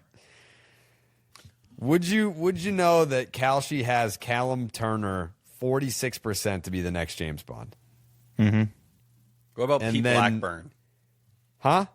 Pete Blackburn has always given me that vibe. Too short. You mean Odd Job? British. Odd Job. I mean, come on. You never seen any James Bond movies, T? No. All right. That was more of like a spy that was a Kids funny kinda guy. joke. That was a funny joke. You should have laughed at it, but you didn't get it. I believe you. Jacob Elordi. I knew you wouldn't know Jacob Elordi. There's no way. I don't know who that is. You might recognize him from Euphoria. He's hot. He's Never certainly seen hot. Euphoria. I Which think one is he'd be he? a really good Bond. You'd recognize him, T. Jacob Elordi. Just type him in there. Is Sydney he the one? Sweeney's boyfriend. Yeah, Or Yeah. that's husband, who I was guess. picturing. Well, might be one of the hottest dudes going right now, honestly. Yeah, he's attractive. He is. Yep. Yeah. What about do I know any of these fucking people? No, Aaron Henry Taylor. Cavill? you should know him. Nope. Okay, Who's he? You would recognize Superman. him. Yeah. No, never saw Superman. Callum Turner looks like Breslow. Out. Aaron Taylor Johnson? Nope. He's hot. Henry Ashton? Nope. I don't know any. I know Tom Holland. It's big. He was That's Spider-Man. basically that's Pete Yeah. Blackburn. If he gets to do it, why can't Pete? He's Where's British. Idris Elba? Who gives a fuck? Did you ask Cillian that? Murphy is on here at 1%. Killian. Gillian. Harry Styles is on this list. Where's Idris? Idris is 4%. Oh, jeez. That would have been at like 70% at one point. Yeah. What about the guy Idris from Elba. Twilight? They had a chance to give it to him. Pattinson. Yeah. Did he get too old? Did Elba get too old? They've said they wanted the next one to be on the younger side so they can have a longer runway. Yeah. sneaky old? Because 53. Craig held it for a while. I think even longer than they expected. Well, he kept Brosnan saying had he it didn't for- want to do it, and then they threw a bunch of money. He's like, I actually kind of want to do it. This would be great. Yeah. I do prefer him in the fucking Glass Onion and The and all Knives those. Out stuff. Yeah, he's Knives really Out. good I in couldn't that. remember the actual name of the series. Yeah, First time I heard his voice in those, I was like, we're doing this? Okay. it's so good. And like I went back and watched the first one recently. He doesn't dress that interestingly in the first one.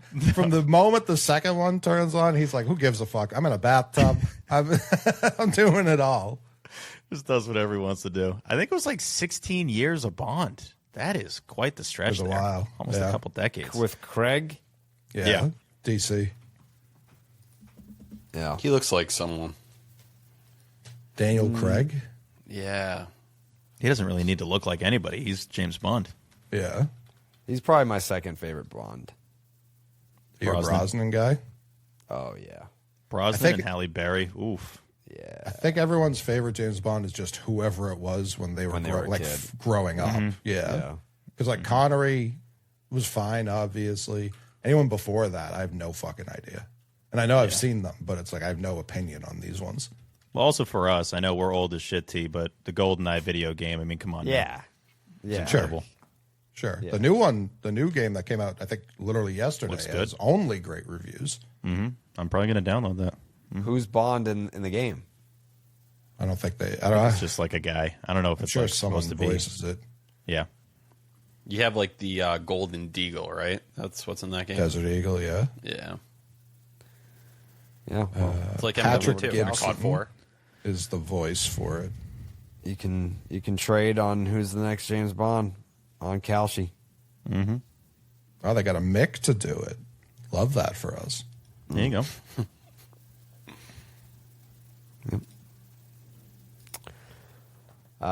Red Sox lose 10-2.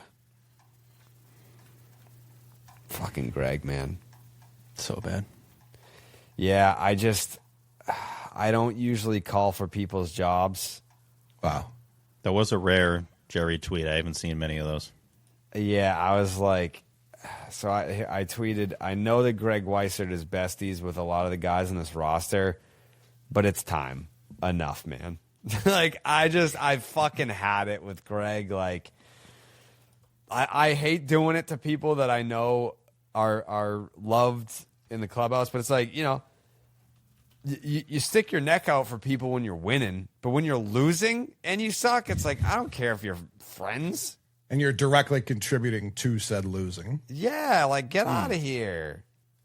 Get out of here. It's crazy he still has an option. You just got your lunch. Yeah. I was about to say, that's been like the thing, because going into today, yeah, it's hard, man. The inherited runners, like, you can frame these numbers whatever way you want. Like, he's letting inherited runners score, so who gives a fuck all about of the them. ERA or the FIP when you're looking at it like that. But in other years, one of the things I liked about what they did with Weissert was they knew when to send him down and say, go fix yourself, and then he'd come back and he'd be right. Whether it was moving him on the rubber or making an arsenal change, you were always able to kind of do that stuff. And it seems like this year, whether it's a lack of better options in their eyes or just simply like they think they can figure it out at the big league level, they have not been able to get him fully back on track. And the other options, like Zach Kelly, is really the only other guy. It's the same picture. Not wrong. Yeah, it's a fair complaint. All right, think about this for a second, though, T. Every guy has those go-to pieces, right? The shoes that go with everything, that one pair of jeans that fits just right, that T-shirt that always looks clean. No matter what you pair it with, well, I got something you can pair it with. Get yourself one of these guys, that GLD. They make kind of pieces that become part of your routine, not just something you save for your special occasions. When you're wearing GLD, I'd argue everything becomes a special occasion. Clean, quality pieces that instantly make your fit look more fresh. Once you add a GLD chain to your rotation, you will never go back. And this isn't the cheap stuff. GLD only uses real gold. Every stone is hand set, and their production process is on a completely different level. If you thought it was on one level, you're wrong. Way up there is that level. You can see it. You can really feel it when you have it in hand. And honestly, it's got like a nice weight on the neck. It's not like you can tell this has some real girth to it. It's a girthy boy. And that's really what I like about it. It's one of those pieces, you put it on once and it never comes off.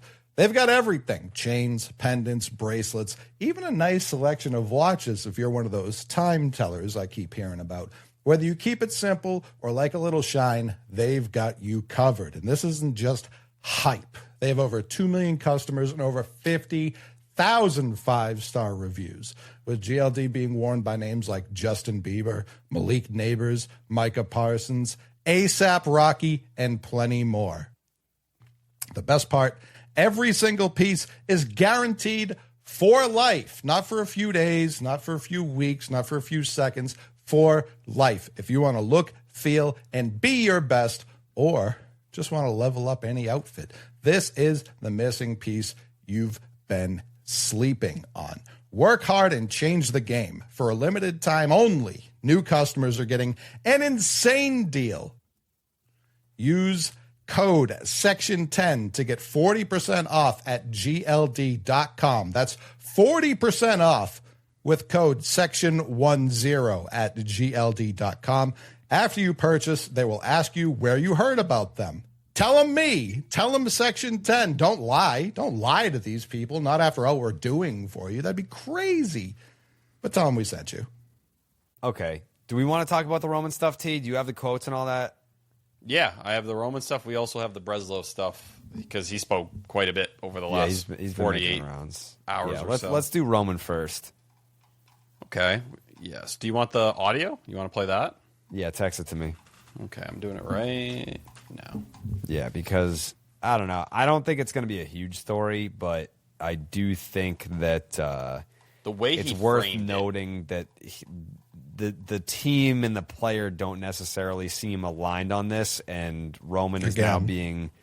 Yeah, Roman is kind of like being backed in a corner to have to defend himself because, like I was saying earlier, Boston's a tough market. It's a lot of, like when you sit there and you watch the Bruins go out there and get their teeth knocked down their throat and get back on the ice with blood coming down their chin, and then you have someone be like, oh, my finger hurts. It's like, well, let's be more specific about what that is and why that is. Like I'm sure it has to be in a lot of pain, and there has to be a certain level of frustration when the team offered a timeline for your return when they didn't know when the fuck you were going to be able to come back. So if you're the player and I've got this injury, my body heals how my body heals. I have no control over that.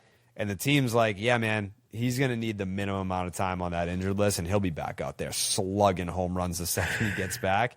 So now any time extra than I need over that 10 days, which should be up to me, like, I'm the guy that determines whether or not I can get back out there. Now I look like a huge pussy because you put a timeline on it that how could you possibly know that I would be able to live up to this timeline or not? So this is that you sent me Roman Anthony or Sam Kennedy? This is Roman Anthony talking about today about what's going on with his finger. Yeah, well, I think I'll put on my doctor suit right now, and I don't know if it's been made clear, but it's a partially torn ring finger ligament, and my ring finger CMC to be exact for everyone out there who knows what a ring finger CMC is, because I definitely knew what that was before this happened, right? So yeah, it's just one of those things where it's like, as you said, Mother Nature just kind of has to do its thing. It's one of those things almost similar to an oblique where it's like you just have to let it do its thing. Unfortunately, it's not one of those things where you can really do certain things to be like, okay, this is going to help it go faster or get to a point where I can just kind of play through something like this. And I got to experience that a little bit with the oblique and understand that, like, where we were last year and with the playoffs going on, trying to rush through an oblique didn't feel great either. But yeah, it's tough when you talk about just like a hand injury. Anyone that just thinks, oh, it's a hand, it could be a million different things, and people could think a million different things, but nobody wants to be out there more than I do. But you can't. There's no procedure you can do, even though it's a tear. Like, no. Yeah, no, it's not something you operate on. Again, I don't know. So yeah, just one of those things that again, you want to make sure that you don't overdo it and then fully do something to it. But at the same time, understanding that, like, it can heal over time. You can do things that, I can go out there, I can throw. I've been throwing to 90 to 120 feet. I can go out there, run around, do things to still, keep me in baseball shape and get in the weight room, still, do things to get stronger. And as days go on and as I feel better with certain things, continue to kind of gradually increase on the volume of certain things that we're doing, similar to this. It's interesting. Yeah, I mean, I feel bad for him because I'm sure it has to be really aggravating to have people be like, get out there, pussy. Like, like if in your finger, if you're unable to swing a baseball bat, like, what am I supposed to do? Like, that's my fucking job. Like, that's what I get. His livelihood is his hands. It's all right here. And the fact that he wasn't exactly setting the world on fire offensively before, it's like, okay, so do I sit here and get called a pussy and not play, or do I come back and play and be in a world of pain and potentially, like he was saying in the quote, make it worse? And now what? Like, now I do need surgery, or now I do have like a chronic hand pain because I tried to play through this thing. Yeah, it's a tough spot to be in. I certainly don't envy it. Yeah, the Sam Kennedy quote, this is the one that's going around. And I want to touch on people who are screaming about a sprain. All sprains are a tear. I hear you. But it goes back to the Sam Kennedy quote. This was May 22nd on the Greg Hill Show. From what I understand, he's got a sprain in the ligament at the base of the ring finger. There's no evidence of the tear. The imaging is negative. There's been a second opinion to confirm that, but hand injuries are really tough for baseball players. We can argue over the words, what's being said. At the end of the day, it's not clear communication on an injury with multiple players. We've talked about this for a long time. Whether you want to talk about Garrett Crochet, who, he wasn't going to miss a start, to Roman Anthony, he doesn't need an IL stint, to these guys missing well over a month. Their communication skills on injuries have sucked for a very long time, and they want to have the best of both worlds. They want to say it's only a couple days to downplay it, but then when it extends and it becomes something longer, they want to kind of say, well, injuries are injuries. Well, these are the situations where you get in, where Roman Anthony makes the point saying, I don't know if it's made clear. It shouldn't be that complicated. If this is what the situation is and what he's telling you, if you just say that publicly, people will stop with the conversation and all the drama and all the headlines and all these different things. It's forcing yourself into more things and more bad spots where you have to clarify, or you look like everybody's not on the same page. You just don't look buttoned up with stuff like this. And this is the last guy it should happen with. This is the guy who's extended here and supposed to be the face of your franchise. The bare minimum you could do is put him in a good spot and not make it so the entire city's barking at him and going at him when you already fucked the kid at 22 years old by asking him to be the star of your franchise. Hope they didn't do that. I do think context is important here because we watch a lot of Roman pressers. He's not super entertaining by any means, but I'm always curious what the kid has to say. And I feel like he's probably said more entertaining things in articles that aren't necessarily done in front of camera than he has in the press conference type of stuff, or if Bradford's got a mic. But the tone that he has here and saying, like, I don't know if it's been made clear or not, like, is very clearly telling you how he feels and what his stance is, and that he's a little bit pissed off with how this is being handled. And you got to factor in he's 22 years old, and I can't think he's just completely not on social media or seeing what people are saying about him. He's got to have some idea of how many people are being critical of him not being out there right now. So I'm sure you hear and you see the criticism. It's like, guys, I can't. My entire purpose in baseball is swinging the bat 1,000 miles an hour and hitting bombs and having some of the best exit velo of anybody in the entire league. If I feel like I'm compromised in that area, I'm not playing. I'm sorry. And he wants to protect himself as much as he possibly can. If it's going to get worse, he doesn't want to go out there. If he can't be his full self, then I feel like he's going to think he's hurting the team doing that too. So I feel for the kid. It sucks on a lot of different levels, but one of the biggest ones being the human element of going from this life-altering experience of hitting bombs at the WBC and now being best buds with Judge and doing the USA stuff and everything, and now you're in the dugout with a cast on your hand watching one of the stupidest lineups in baseball being like, I'm getting blamed for why we're not at the level we should be at when I can't play right now. Like, you could genuinely listen to the tone of how he's talking there. It's all I needed to hear of him being like, don't point the finger at me. I want to be out there as fast as I possibly can. Let me breathe, though, because when I get in that lineup, I want to be the guy that can actually bring us to the promised land. And this version of the promised land is just making the playoffs probably, but at least help this team, not look like one of the worst offenses in baseball. Yeah. Call it. Yeah, I mean, I believe him when he says he's hurt. I'm not going to sit here and lie. I believe if Xander Bogaerts had the exact same injury, we would have never heard he got hurt. He would just keep playing. He also would play and then suck. I don't know that blow. there's anyone in the organization anymore, and it might just be a generational thing that does that anymore. Is Willson that a good Contreras thing, is though? doing it. Willson Contreras, his fucking hands, every time he swings the bat, he's shaking them out. He's trying to figure it out. Yeah, and it's like, when he got plunked there, I think no, but I Roman would have been appreciated down. what Xander used to do, but it used to hurt the team more than help them when he did it. Kind of. There was He'd no go one who out was there. like going to play better than him in those situations. But he'd become a useless bat at that point in time, and back in those days, he was an average shortstop. If that might be kind. I mean, Dustin Pedroia played the whole 2013 season with a broken hamate bone. Right. Yeah. It's the first series of the year, right? I don't know if the kids do that anymore. Yeah. It's also, like being a young dude and like playing through injuries. I do think like there's probably an adjustment period to a lot of that stuff. But the other part of it is he's been in a cast. Like his hand is wrapped up.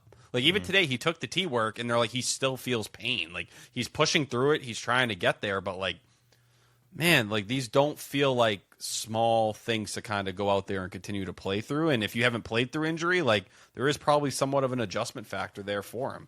I don't think Roman Anthony's like sitting here and just taking a sweet ass time. Like I don't believe that's the approach.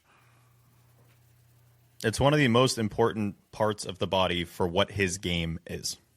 Like that specifically, obviously to a lot of players just swinging, but like this guy swings faster than anybody. He's got more torque and all that. If your hands are messed up, I mean, that's how he got hurt in the first place. Maybe he should. Swinging hard and stopping. Yeah, at this point, if this is going to cause all these injuries, maybe we got to tweak that a little bit. The Red Sox have won one series at Fenway Park this year, T. So bad. Sadly. Do you remember which one it was? It was the second one against the Brewers, yeah. Yeah. It was 50 days ago. Mm-hmm. There you go. It happens, man. You know. I got some quick numbers on that if you want, Jared. Yeah, I'd love to hear them, yeah. Little Stevie stats here. They are on pace to go 26-55 at Fenway Park. Oh, that's bad. Yeah. That's really bad. The worst Red Sox home record in a 162-game season was 34-47 in 1965, 2012, and 2014. So they are well on their way to their worst home record in the Section 10 era, that's for sure. It'll be 8 games worse than any of those records, which is pathetic. Like I mentioned, they haven't won a game, or rather a series, feels like a game, a series at Fenway Park in 50 days. It was April 8th, I believe, was the last time they won the series, or the only time they won a series, which was against the Brewers there. Like you mentioned, 1-7-1 at home at Fenway Park, 9-19. At this time last year, 9 series in at Fenway, they were 4-4-1, which is nothing crazy, but that was like the comeback to 500, honey, type of meme situation, which, again, I would love that right now. If we could have that back, that'd be great. They got hot from June on at Fenway. They became fucking beasts. They did. At the home ballpark. They certainly did. But, yeah, if you were even on their home record pace last year, the Sox would be 29-26 and second in the wild card, but that's a stupid what if, so I'll throw that one out. But it's going to be June 3rd at Fenway Park, and the Red Sox will have won one home series. That is very, very bad. And it's starting to get to the point, like you have a team like the Blue Jays that is starting to heat up. They've won 3 in a row, won again tonight. They're now a game under 500, but they're starting to pull themselves up. You're back in this spot where, you drop another 2 out of 3, you're going to be 10 games below 500. And yeah, like you can keep sitting there, you're 4 games out, but soon enough, like you're a game and a half away from the Royals and 2 away from the Angels. You're a bad series away from falling even deeper into a lot of this. And it's just, there's a part of me that still is like in that spot, like, hey man, like if you can just, everything can function at the same time for a week or 2, you could pull yourself back in. But it feels like a move needs to happen to get there, or you need Roman Anthony to get back, or Garrett Crochet, and neither of those guys feel that close. Like, Crochet's going to throw another multi-inning bullpen coming up Tuesday. Anthony, I would guess mid-June, you hope. Like, other than that, it's Romy Gonzalez, who also looks like the end of June. Like, reinforcements aren't close, and you're back in that, like, life support range on your entire year. A lot of people think you're dead, but, like, you're right there barely hanging on. Even if they come back to you, like, the time it'll take for Crochet and Roman to feel like Crochet and Roman is not just like, boom, here we go, like guns a-blazing. It's going to take them time. Even if you play the rest of the year and you sit here and you're, let's call it like 2 or 3 games over 500, awesome. You've dug yourself such a hole that you're going to have to play at an even higher clip. You need that streak from last year. Like, if you go on that streak from last year, awesome. Now you're 1 game over 500. But it was always what Alex Cora used to talk about. It's not just the streak that gets you over 500. It's the one after. And then you kind of sit over there, you're 6 games over, and you stop thinking about it. They're just so far from getting anywhere close to that right now. And Breslow, the quotes talking about the trade deadline, they're saying they're not anywhere close to selling, all this stuff. They also seem nowhere close to a deal getting done. Because they're telling you, well, look at the American League, man. It's so compressed. Everybody still thinks they're in it. That means prices are going to be high. Well, it's like, all right, so there's no real reinforcement coming. We're basically holding our breath that Roman Anthony is going to be back. And Now you're going to have your own concerns because the bullpen's leaking. Like, I think the rotation, for the most part, you really don't have to think that much about. They've survived without Garrett Crochet. But if the bullpen starts blowing games, I don't know, man. I don't know what I'm going to tell you. It was a tough series, but, I mean, at the end of the day, they've had a great fucking month. Like, I'm not going to look at a bad series and be like, man, the bullpen is a major concern for me. Like, they've had a great month. I think without Whitlock, to me, it's like a 7 out of 10 concern. The Maybe entire higher. bullpen hinges on one dude? Yep. I think they're that short in terms of right-handed relief depth. And when your only other guy only comes in when you're ahead, you know what I mean? Like, how good is the bullpen removing the closer from it, especially with Whitlock down? It stinks. Like, when they have Slayton, Whitlock, Chapman, it covers up a lot. But when Slayton went down, you started to have some of those scary moments pop up again. And we were having these Greg Weissert conversations then. Well, when Slayton came back and went on a run, it was like, all right, we can breathe a bit. Well, now Slayton, you have to save him for the 8th inning. So how are you getting there? What is the pathway? 5 to 8. It's a scary zone, innings 5 to 8, especially if these guys are getting pulled early. I would argue Tracy should leave guys out there longer, especially now. Leaving early with Whitlock not there. You kind of need to let these guys. And if they give up a couple homers, third time through the lineup, I don't really care. I would rather have these guys out there and giving you more depth, especially with the stats of 6+ innings. These guys are a different team. Well, that's the Suarez thing. Like, now you need to go out there. You need to give them length. But when Crochet comes back, are you going to rush? Are you going to rush him back so that he can be out there and he can only give you 5? Is that going to be the approach here? Like, these are the things that you're going to have to very heavily consider. But reinforcements aren't that close, man. Not as close as you'd like them to be. Like, if you go to Cleveland and you get, swept or you lose 2 out of 3, you might only have the Angels and Tigers below you. You're a good take. Let's see. Did Fangraphs upload their what's the word I'm looking for? Oh, the playoff Update. percentage here? I looked before the show and they weren't updated. Can I guess? Fangraphs playoff percentage for the Sox. Okay. Wait, don't. 15? No, higher. Higher. Yeah. 22. Higher. 30? No. 24-1. Okay. What do you think the Red Sox bullpen ERA is in the month of May if you take out both Chapman? The bad outings. If you take 0. out Chapman, Whitlock, and then I also remove Bayo. Slayton was he got blown up. His whole stats got blown up this month. The ERA? Mm-hmm. Is that what you're looking for? Like 6.5? I was going to say 5 something. See? Give me 4.8. 3.92. Oh, wow. Better than I thought.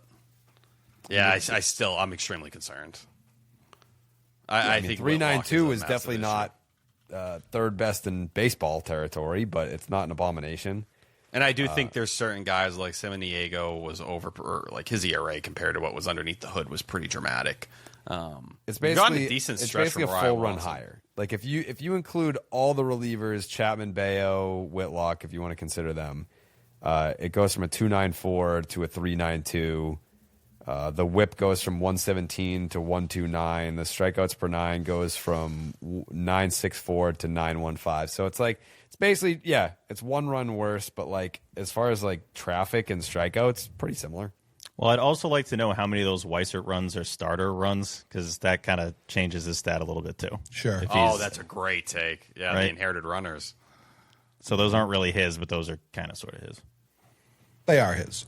Your third best reliever right now is someone you asked to be DFA'd. Sheesh.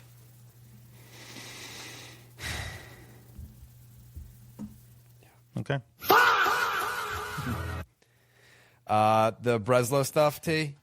Yes, we can go through some of those quotes. Da-da-da. Yeah, so he sat down. It looked like back-to-back days on Tuesday and Wednesday where initially he met with, a group of reporters, but Jen McCaffrey had put out a really good article kind of detailing everything. And then you had Catillo follow up as well. So we can start with the McCaffrey. Excuse me, I'm scrolling as much as I can. I think my finger is about to break. About to tear or about to break? Just a tear? Okay. Yeah, thank you. The first one that kind of at least spoke to me a little bit. He spoke about his current outlook on the Red Sox after the shakeup of the coaching staff just over a month ago. I certainly wouldn't look back at our win-loss record over the last month and say it was this incredible success, but I think we're starting to see more consistent at-bats put together. We have to put all aspects of the game together to make sure we're winning more. I think there's no way you can say anything else at that point and hope for a better. Like, if he was like, "Hey man, things are going, everything's exactly where we want to be," they're not. It's just not that simple. And he followed up with that. He talked about the outside additions. They're discussing them every day, but it's hard to make a deal right now. Another way to improve is additions from outside the organization, and we're having conversations every day about those. At the same time, I think there are a bunch of other teams that see themselves in a similar spot where they're probably underperforming relative to where they thought they would be in a league that is pretty compressed, which makes it a lot harder to line up on trades, which tells you like some deal that we're hoping for, this kind of mega deal or anything like that, is not close, or at least on the horizon for them. You know, does that mean maybe they make a move for like I don't even know what I describe it as like a Garrett Cooper level player, someone they feel like they can mix and match with? But I think the one that stood out to me more than anything was from the conversation he had with Castillo and the message to the Red Sox lineup right now. A lot of guys are just not performing to their career norms. That's not counting on guys to take steps forward. That's just counting on guys to be the guys they've always been. That's a very hey, I put a roster together that should be good enough to win games. And win games, but how many games? I hate when he does quotes like they're definitely that. Going to win some games. They'll win some, dude. Yeah, if you play us, no doubt. If you play our predictions, we're all predicting 90 wins. I think Coley was at 87. But I also think you need to take accountability for the guys and why they may be underperforming. Jarren Duran was the guy who got screwed more than anyone with the outfield logjam, and Cora alluded to him having some issues sometimes sitting on the bench versus not being out there and trying to fit everyone in there. Well, you held Jarren Duran like an MVP candidate over the offseason. That's a Jeff Passan and Kylie McDaniel report for all the people who were bitching on Twitter, asking where I was pulling that from or where it came from. The reading's there, man. I am not the guy who's going to make up stuff. I promise you that. But you have to admit you probably played a part in Jarren Duran not being the guy he's needed to be this year.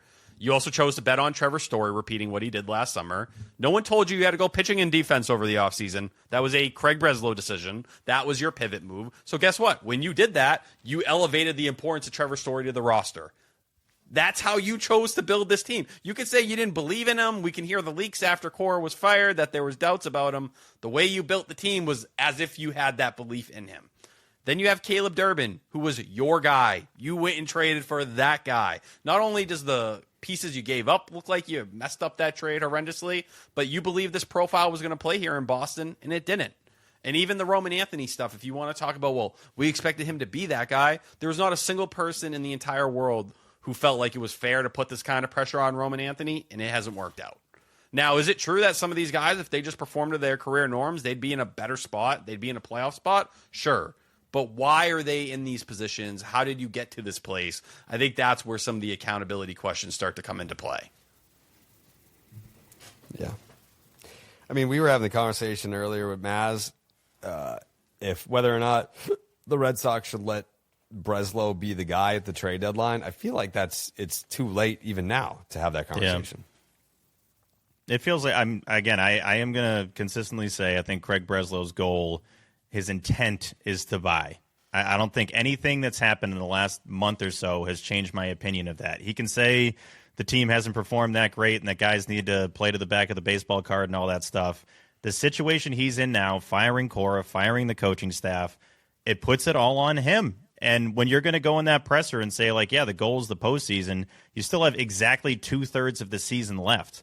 And this is just how he looks at it. He's going to look at it as like, we have 2/3 of the year left.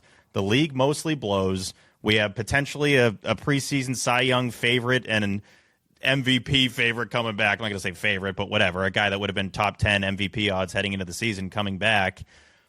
He's going to think that that's going to put them in a position in the American League that's already a playoff team, potentially. Understandable, you have a big hurdle to get over here, but entering June last year, they were 28-32.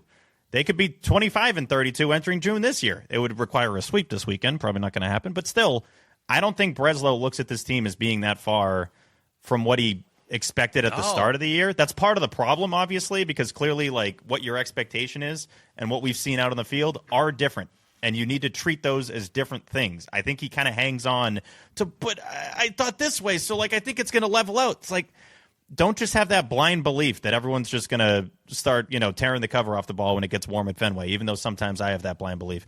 I do think he's going to buy. I think it's going to be relatively underwhelming what he ends up doing. I'd be stunned if he sells. I really would. I saw your tweet, Jerry. I just don't think Breslow's in that headspace. I really, really, really don't, considering the situation.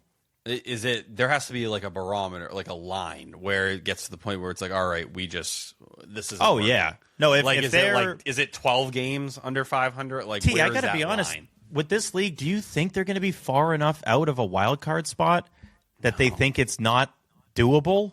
I think they're going to stay within 4 to 5. They'll be right in that ballpark. And I think that's where they'll get to Roman getting back. They'll get to Romy coming back, Crochet. And they'll Story. say, yeah, eventually. You're right, though. We'll get to the deadline. It'll be, well, Trevor Story, look at him. Like, he's going to join the mix. And they'll say, we're going to give them their shot. We're going to give them their due. They're still a hot streak away from getting in there. And whether that's the 2023 version of where Craig Breslow's at, where, you can't really add probably in the way you want, but you can ride this thing out, but if it blows up, you're going to be in big trouble. Like, I have a feeling that's going to be more the spot they're in, and that's where you got to hope, man. You got to hope the AL continues to blow. The Blue Jays getting better is not a good thing for you, but it's probably how much do you believe in the White Sox and some of these other teams, because that's fair. Yeah, clearly. I have questions about their pitching staff, but, do you think they're going to be in a much different place than the Red Sox are come October 1st? But if this comes down to a job security thing for Craig Breslow, he knows he doesn't have the benefit of kicking the can down the road. Like, he knows if this team's going to look like what he wants them to look like, it is solely on him. And if they're going to give him the keys to the deadline, he's going to try to take advantage of it. And you listening, myself as well, that sounds rough because we don't want him to be the guy that's going to be doing that. But again, if they're going to let him do it, then I think he's going to intend to buy. What that ends up being, who knows? But I would be truly stunned if they even stay where they are right now, at like 4 games out, if he's just like, all right, let me just ship these guys out. Like, he wants to probably keep his job. There's another version of him, maybe his wife, too. It's like, can we just leave? Like, I'm sick of this shit. So maybe in the back of his head, he's like, I don't even know if I want to keep this job. This job kind of sucks. So who knows? Yep. Yeah, I think as long as they stay in this range, they're going to believe they have a shot. Yeah. And, to be fair, if you get hot, maybe you do. But it's also how far do you think you're going to go? And what is the ceiling for a team that's supposed to be competing for a World Series? He thinks making the playoffs is worth it. I can guarantee you that. And that's going to be it. And I'm not saying making the playoffs isn't worth it, but also remember the way you came into the season and the goals you had. You should be aiming a lot higher than that with your approach. Yeah.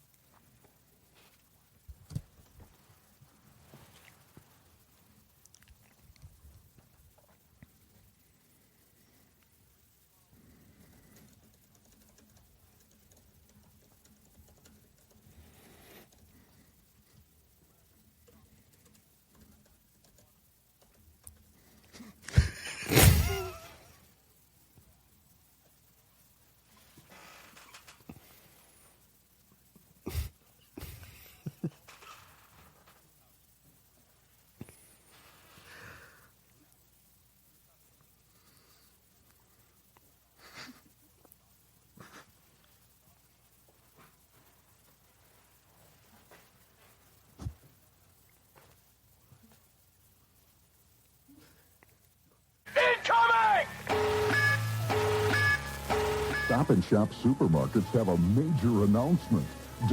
We repeat, don't shop for your groceries anywhere else. Yeah, Stop and Shop.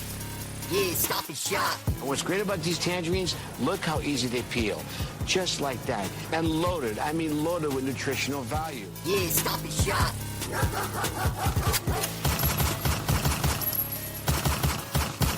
Double kill. What's better than having to Stop and Shop, getting it done for all of you? The Stop and Shop look ahead, brought to you by Stop and Shop. Head on down to Shop and Shop right now, and you get fucking 10 cents off your tangerines when you buy at least 5 pounds of tangerines. Only at Stop and Shop. Use promo code Section 10. We have a series with the Guardians. Ooh, the Guardians, they're coming in. Well, you're going there. It's going to be a 3-game series against the fucking Cleveland Guardians. And, man, they're all right. They're fine. I love Parker Messick. I love him. I love so much going on with that team. I'm sure they're kind of one of my crushes right now. Yeah, you love fucking mid-market, small ball, no superstar having ass teams. They just have such a fun. We podcast about one of those. Yeah, we do. Yeah, it's a great little young core. It really is. Yeah, it's gonna be Brian Bayo versus Slade Ciccone. Sonny Gray versus Parker Messick, who I believe was your Show Him Some Love tee this week. That was Jay Hay Show Him Some Love. Parker Messick. And then Ranger Suarez versus Tanner Bybee. Okay, Brian Bayo, 2-5, a 6.43 ERA, a 180 whip, and a 6.4 strikeouts per 9. In 3 games with an opener, 18 and a third innings, 16 hits, 2 earned, 3 walks, 17 Ks. Slade Ciccone, 3-5, a 5.18 ERA, a 1.48 whip. This is the matchup that we wanted for Bayo. 7.4 strikeouts per 9. He's got a 4 ERA and 5 starts in May, but the Guardians are 4-1 in these games somehow. Sonny Gray, he's 5-1 with a 3.27 ERA, a 1.20 whip, and a 7 strikeouts per 9. Has only allowed more than 3 earned runs in a start once this year, and he's made 9 starts. The Red Sox are also 6-3 in the games that Sonny Gray has taken the mound. Parker Messick is 6-1 with a 2.24 ERA, a 1.04 whip, and a 9.8 strikeouts per 9. Hitters have a 5.96 OPS this season against the lefty, and the Guardians are 9-2 in his starts. Ranger Suarez, 2-3, a 3.02 ERA, a 1.08 whip, and a 7.9 strikeouts per 9.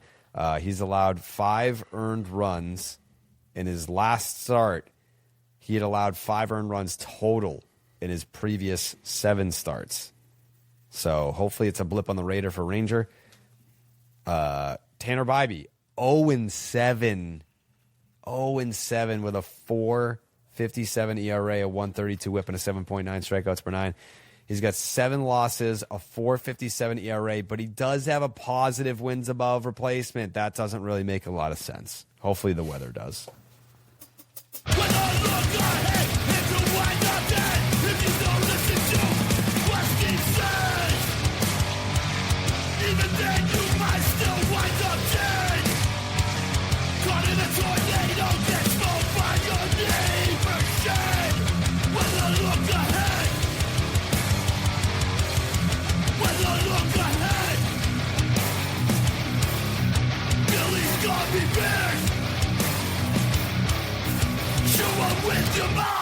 Weather Look Ahead, brought to you by Billy's Gummy Bears. You chew them with your mouth.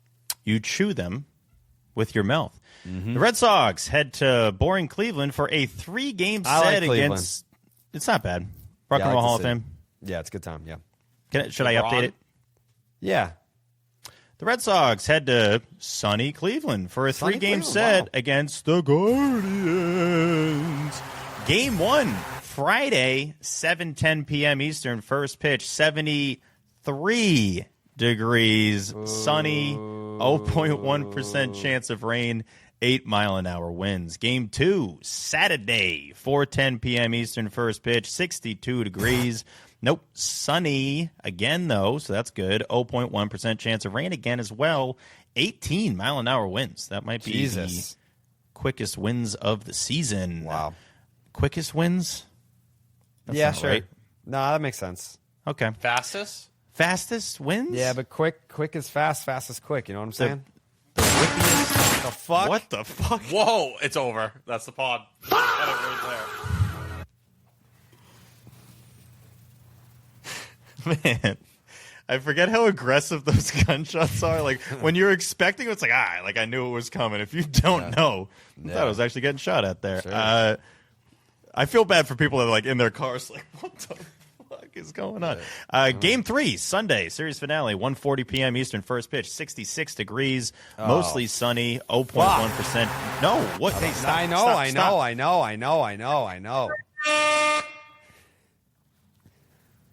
0.1% chance of rain, 9-mile-an-hour winds. So, Jerry, a lot of sun in sunny Cleveland this weekend as the Red Sox look to get back to their winning ways on the road. No rain. That's what they call it.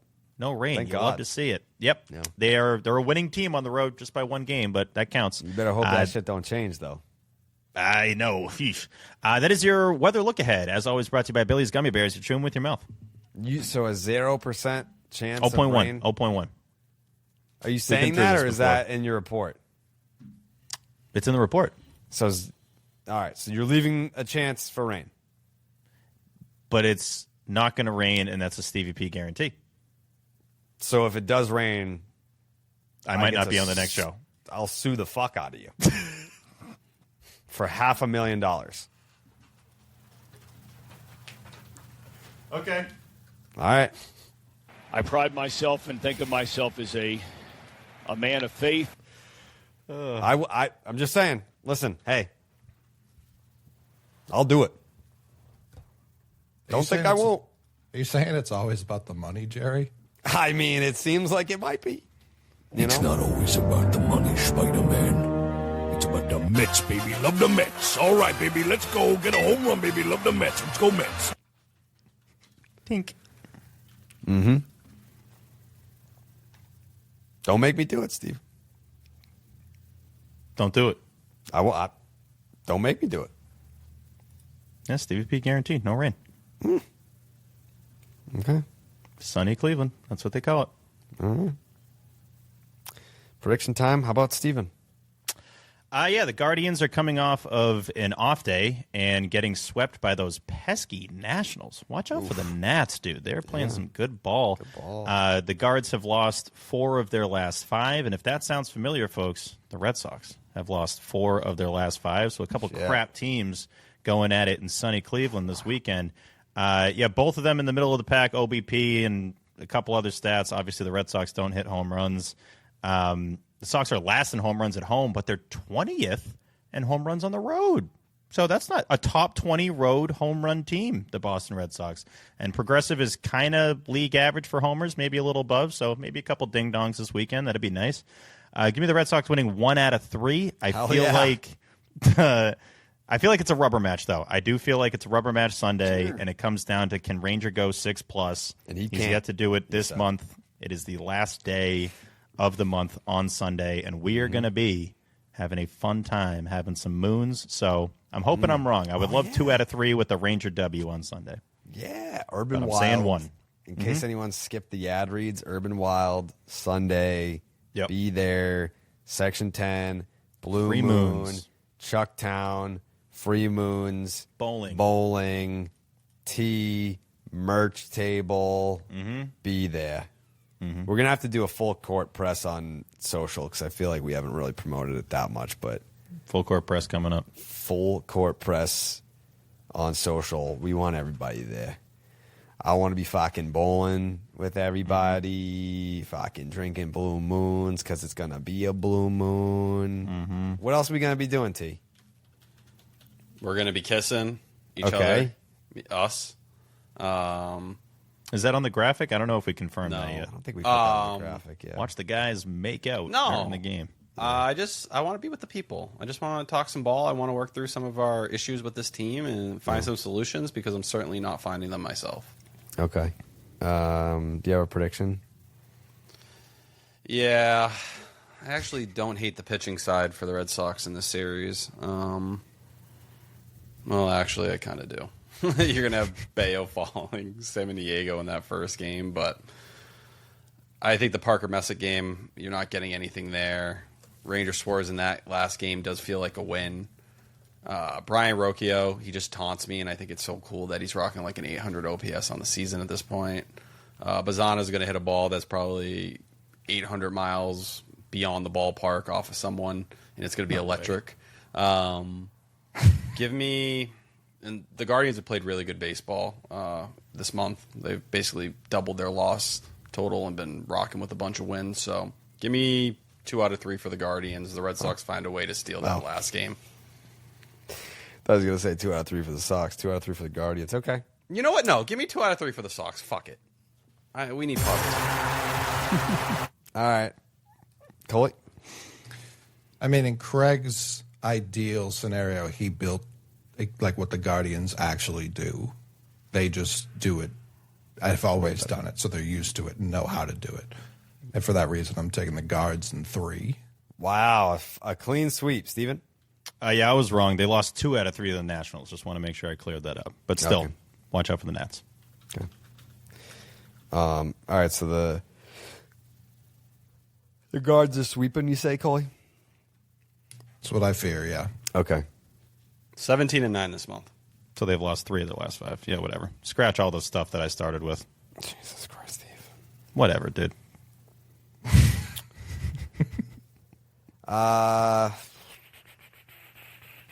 This feels like a loss win series. This feels like they're going bad.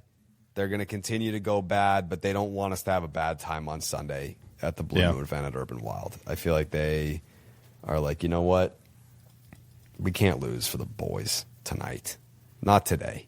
You know, we can't lose on a record day. I feel like they you know. I was just looking that up. I'm trying to find their record day record. They're doing it now. Yeah. They lost on a record day today. They did. They did.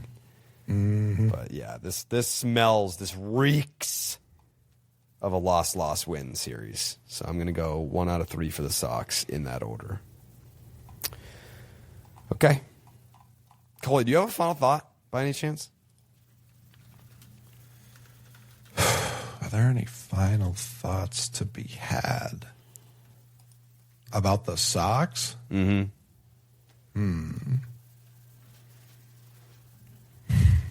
No. Nothing. No. Okay. Anything about life in general, or? Also, no. No, not a lot going on these days. Pretty quiet. Yeah. Worldwide. That's good. I envy that. See? Got one thought? Fuck the umpire that robbed Franklin Arias of another homer this week. That bothered me quite a bit. And it's been a great week for him in terms of homers. He's hit 4. Sure. He's kind of found that power stroke again. It should be 13 in 38 games currently. Debuted on Keith Law's top 100, or excuse me, top 50. Number 3 prospect in the entire sport right now. Anthony Ianson was at 21. But yeah, the Arias stock, it continues to be high. People are talking about it. And now that he's hitting homers again, I think you're going to start to see that buzz kind of reach a new level. And it feels like we shouldn't be that far from a promotion. In the next couple weeks for him, especially with June coming around. And once he gets to Worcester, the buzz will be the buzz. People will see him being close enough to Boston that they'll want to talk about it. I also want to shout out Luke Heyman, homered twice in his first game at Greenville. Bombs, awesome right into the apartments. Azakar as well, Andy Azakar. The Scoop Shop had his promotion first. That is correct. And Andy Azakar, who had a grand slam, looking awesome. Greenville is just a launching pad. I think you could send anybody there right now, and they're going to hit 10 homers. Maybe the Red Sox lineup should go there. Wow.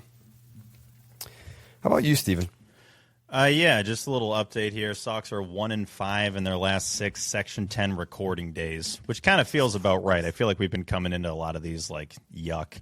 7-11 on the year on Section 10 recording days. So let's kind of figure that one out. The Sitco sign going dark for 6 months. What the fuck's that all about? Whose idea was that? Why do we need to move the Sitco sign? I probably could have read the article, but was there really a reason to do that instead of just keeping it there forever and having the light go on and da-da-da? That would be a lot of fun. But instead, we can't have anything nice this year. And in closing, I had posted this on Reddit, but I'm 4 days straight of no DoorDash right now, and that's a new record for me, at least. I don't know the last time I've gone 4 straight days without Dash. I got to just have some better habits. We're trying to improve. Thank you. It's not it's not about the applause or about the recognition or anything like that. But what are you going to eat after the show? I have a frozen pizza in the freezer. Wow! So, yep. Good job, Steve. Yep, little CPK, no free ads. But What's yeah, I feel good about it. Change. I mean, it was getting out of control. I mean, everyone knows that. Like, this is getting out of control. Is certainly a way to phrase it. I lost everything in my life. That's what an addict says, by the way. Like, Caught myself slipping. It was really starting to get bad. It's like, you've been on hard drugs for 3 years, dude. Like, this isn't just starting to get bad. No, but it was, I'm at a new place now, and I'm trying to build some good habits into being at a new condo, new location, and so we're not trying to have DoorDash bring me all my food. I got to start making some stuff, or at least heating some stuff up. Frozen pizzas being the positive change is so funny, but it's not wrong. I wouldn't call it wrong by any stretch, but it is still funny. It is funny. I'm building new habits in. Yeah, good habits, frozen pies, 4 meals a day. It's more of a financial decision than it is like a health decision. 100%. It was when I was starting to do the math of how much I was spending a year on DoorDash, and shout out to some folks on Reddit. You almost nailed it, like to the dollar. It was a lot. It was really a lot. And who's to say I'm probably going to relapse? But like, at least for now, if we can get through a week, that was my goal. We're 4 days in, and tomorrow's 5 days, and you just got to stack days on top of each other. So right. You get through 1 week of creating new habits, and it becomes much easier. Yeah, of course. So we'll see. He's like, now my Grubhub orders, those are out of the Uber Eats. My Postmates, don't even get me started on those. Is that still a thing? Is Postmates still cooking? I thought they became DoorDash. I think Coley's right. Okay. Because my logic in Manhattan, because trust me, it was seamless there when we were living in New York City. That was the thing, was seamless. And so Postmates would be good at getting stuff from a wider range than Seamless would. So that's the only time I would go to Postmates if I was craving like Seamless kept me alive, man. Yeah. Section10merch.com.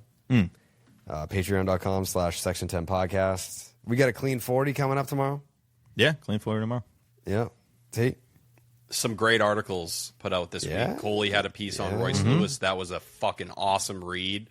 Bunch of information in there about what Craig Breslow should do. And I also wrote a love letter to Nick Sogard, so you can get the best of both worlds in there. Yeah. Well, now that I have my desk situation set up, I think I'm going to get my ass blogging again. Hey-o. No excuses. No excuses. We ready. No excuses. Blog like a champion. Blog like a champion. Yeah, I got to get back on the blog. Very excited about that. Very excited about the future. That no one's going to ruin, no matter how they try.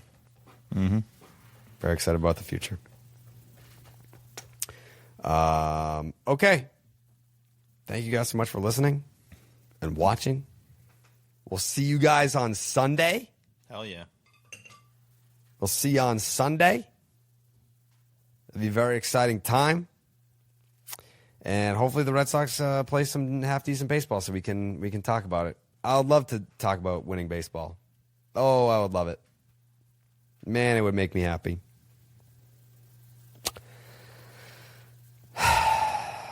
So, yeah, without further ado, enjoy your weekend. Don't let the Red Sox ruin it if they try. Let's watch some ball and drink some Blue Moons. Ba-doop, doop, doop. Buenas noches, amigos.